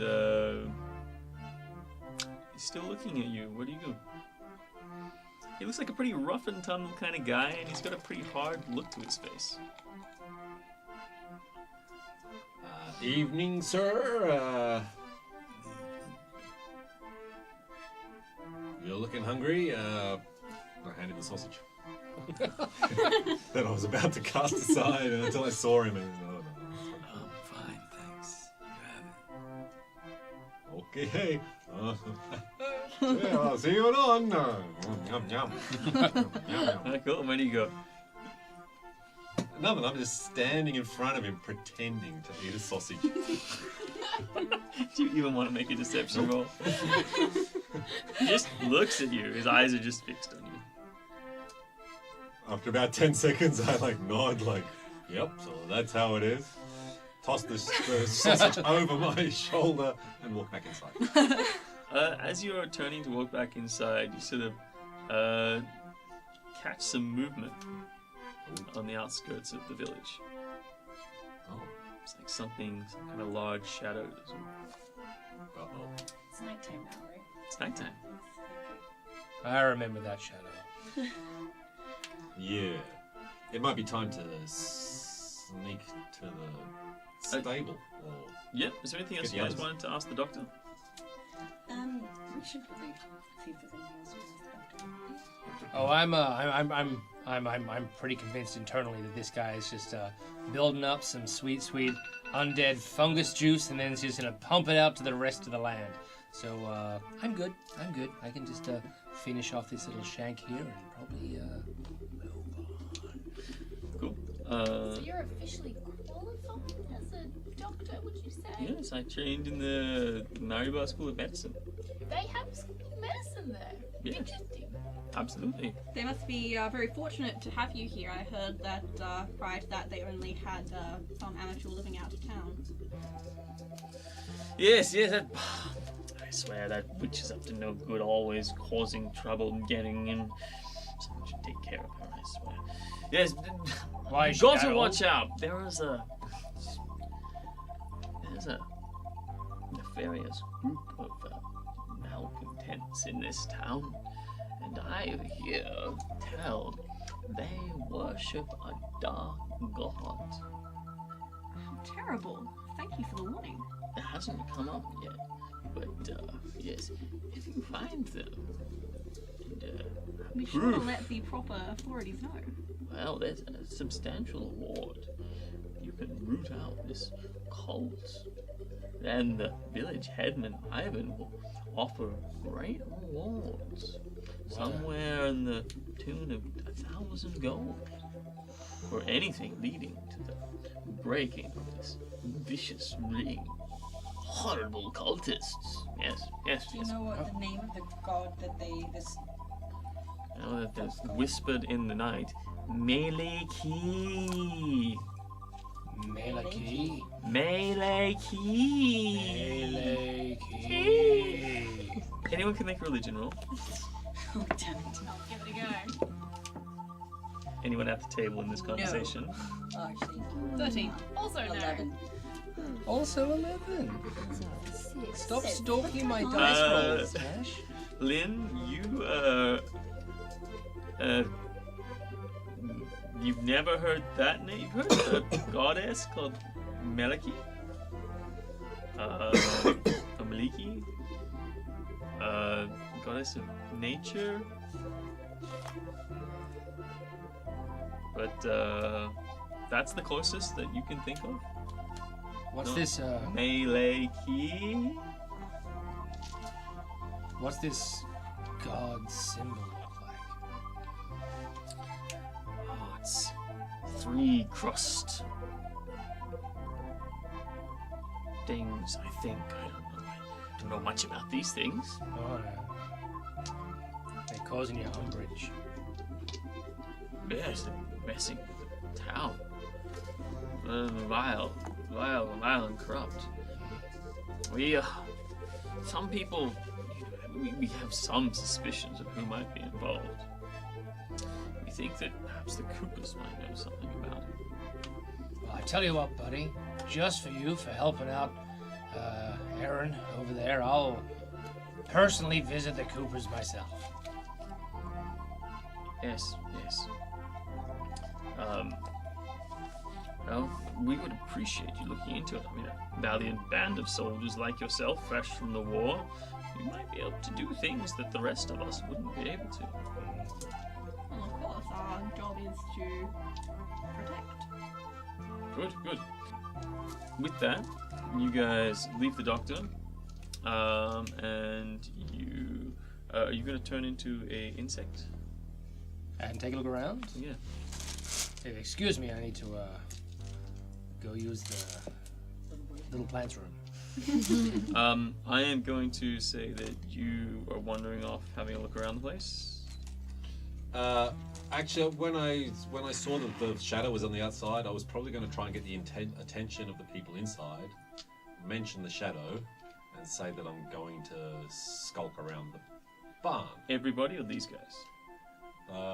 Well, I was basically trying to look for a line of sight so I could telepathy to somebody and say, Psst, shadow's outside, I'll be sneaking around the barn. Okay. That's essentially what I want to do before then sneaking off to the stables again. Alright, awesome. So you've seen the shadow in the woods. The rest of you make your leave of the doctor. Where's your next destination? There's the witch. We've got to visit the Coopers, and then there's the witch. Well, dinner with Ivan.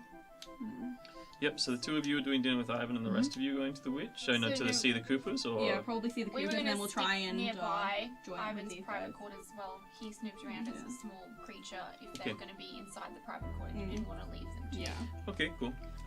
So Gus, Lynn, Bernard, and Nariko head to the Coopers. No, we were... No. So they are going to go to the private quarters. We're going to like linger, but sort of follow them to the private quarters. Oh, so it's just okay. I think we're keeping the party together. At this point, but I think So like, if they go to the private quarters, we might just sort of follow a little They bit after. they make it very direction. clear you're not invited, and you should hang out in the Great Hall if you're not going to be there with them. So there was the guest room there. Could we say we're going to retire for the night Yes. and not actually go there and sort of just Snoop around outside the Yeah. building. Skulk. Okay. You're probably gonna have to deal with the lumberjacks. But is he on that side? So that was the main entrance. There's several lumberjacks. or we can split up and do Coopers. So, I'm going to say that you guys go to the Coopers because you're being dogged by these woodsman types that you How belong to the far is lumberjacks. the Coopers? Like, Not far. like if one of these guys screamed really loudly, we'd be able to hear. Likely, yes. Okay. If you stepped outside of the building and screamed really loudly, you'd probably hear someone from anywhere in the village. It's not a big village. So you guys wander off. You go to the Coopers. You find adjacent to the winery, you see like a building and sort of like a place for mushing all the grapes. And then directly adjacent to that, there's a smaller building with a yard, lots of wood and half-made barrels out there. You see some light coming through the windows. Above the door, you see a sprig of pine needles that is Lynn, associated with a winter symbol for Meliki. You knock on the door? Friday, I was like, just one moment. Are you with us? No. I just like lean on my stick, and my eyes just like roll back in my head, and Buddy just like pops up. It's like peek in one of the windows. Yep, so you look inside the windows. It appears there's a few family members, two people sitting around a table in the corner of the room. It's a one-room hovel. There's a few beds, and in one of the beds there's a elderly woman coughing. The aunt. Bill, yeah. Right, the eyes roll back down. Now, do you have your detection on at the moment? Actually, take your time. I will fire up that sweet detection. Okay, cool. That's what's happening. Yeah. As you enter into the room, it seems reasonably.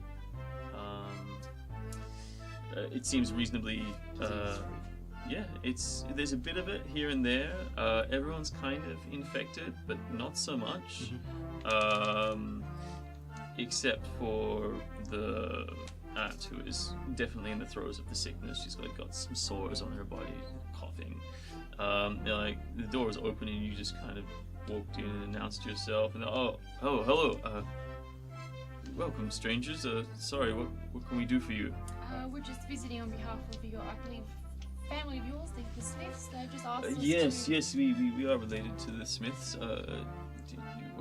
What did they say? Check out your your auntie, as we have people with us that are Well, you're proficient in healers? medicine and these sorts of Well, things. we'd, Yes. we'd be greatly appreciative if we haven't been able to get her out to the wise woman because of the weather. We fear that she would die on the way, but if you can perhaps have a look at her.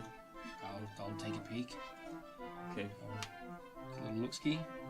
Yep, she's not completely gone yet, but she's getting close. She's definitely infected and she's sick. She's not undead though. It's she's getting close. I'll actually see what the weather's gonna be like tomorrow. The snow is going to continue but break in the morning. There's a small chance that you'll be able to get her out there tomorrow. The snow will break in the morning, but she's in a bad way. That's no good. I can revitalize her, but I can't turn If you could, this back. that would be amazing. Can you eat anything to I make her will. last through the night? Cure wounds, Okay. just awesome. to try and pour some life back into her. Yeah. Okay. You start doing the cure wounds. You all see her start convulsing and roll up, and then suddenly she pushes back the covers, launches up. Her sort of mouth sort of breaks apart at the jaw, and she pulls back and launches herself at you. This happens to me a lot. The two of you, Wow. Spear and Saya, walk in. You are invited for the aperitif with the village headman. He takes the merchants with him. He says, come, I must show you my hunting room. He leads you out the back and through the corridor and then opens the door into a room. You see various displays of mounted animals on the walls. There are books, there are trinkets, there are bits and pieces. But the center of the main wall is featured, the center of the main wall features the large stuffed head of a unicorn. Mounted. We're gonna end game there, guys. Don't forget to like, subscribe, and ding the bell button to stay abreast of all future installments of The Platinum Mask. Only on Tabletop Dynasties.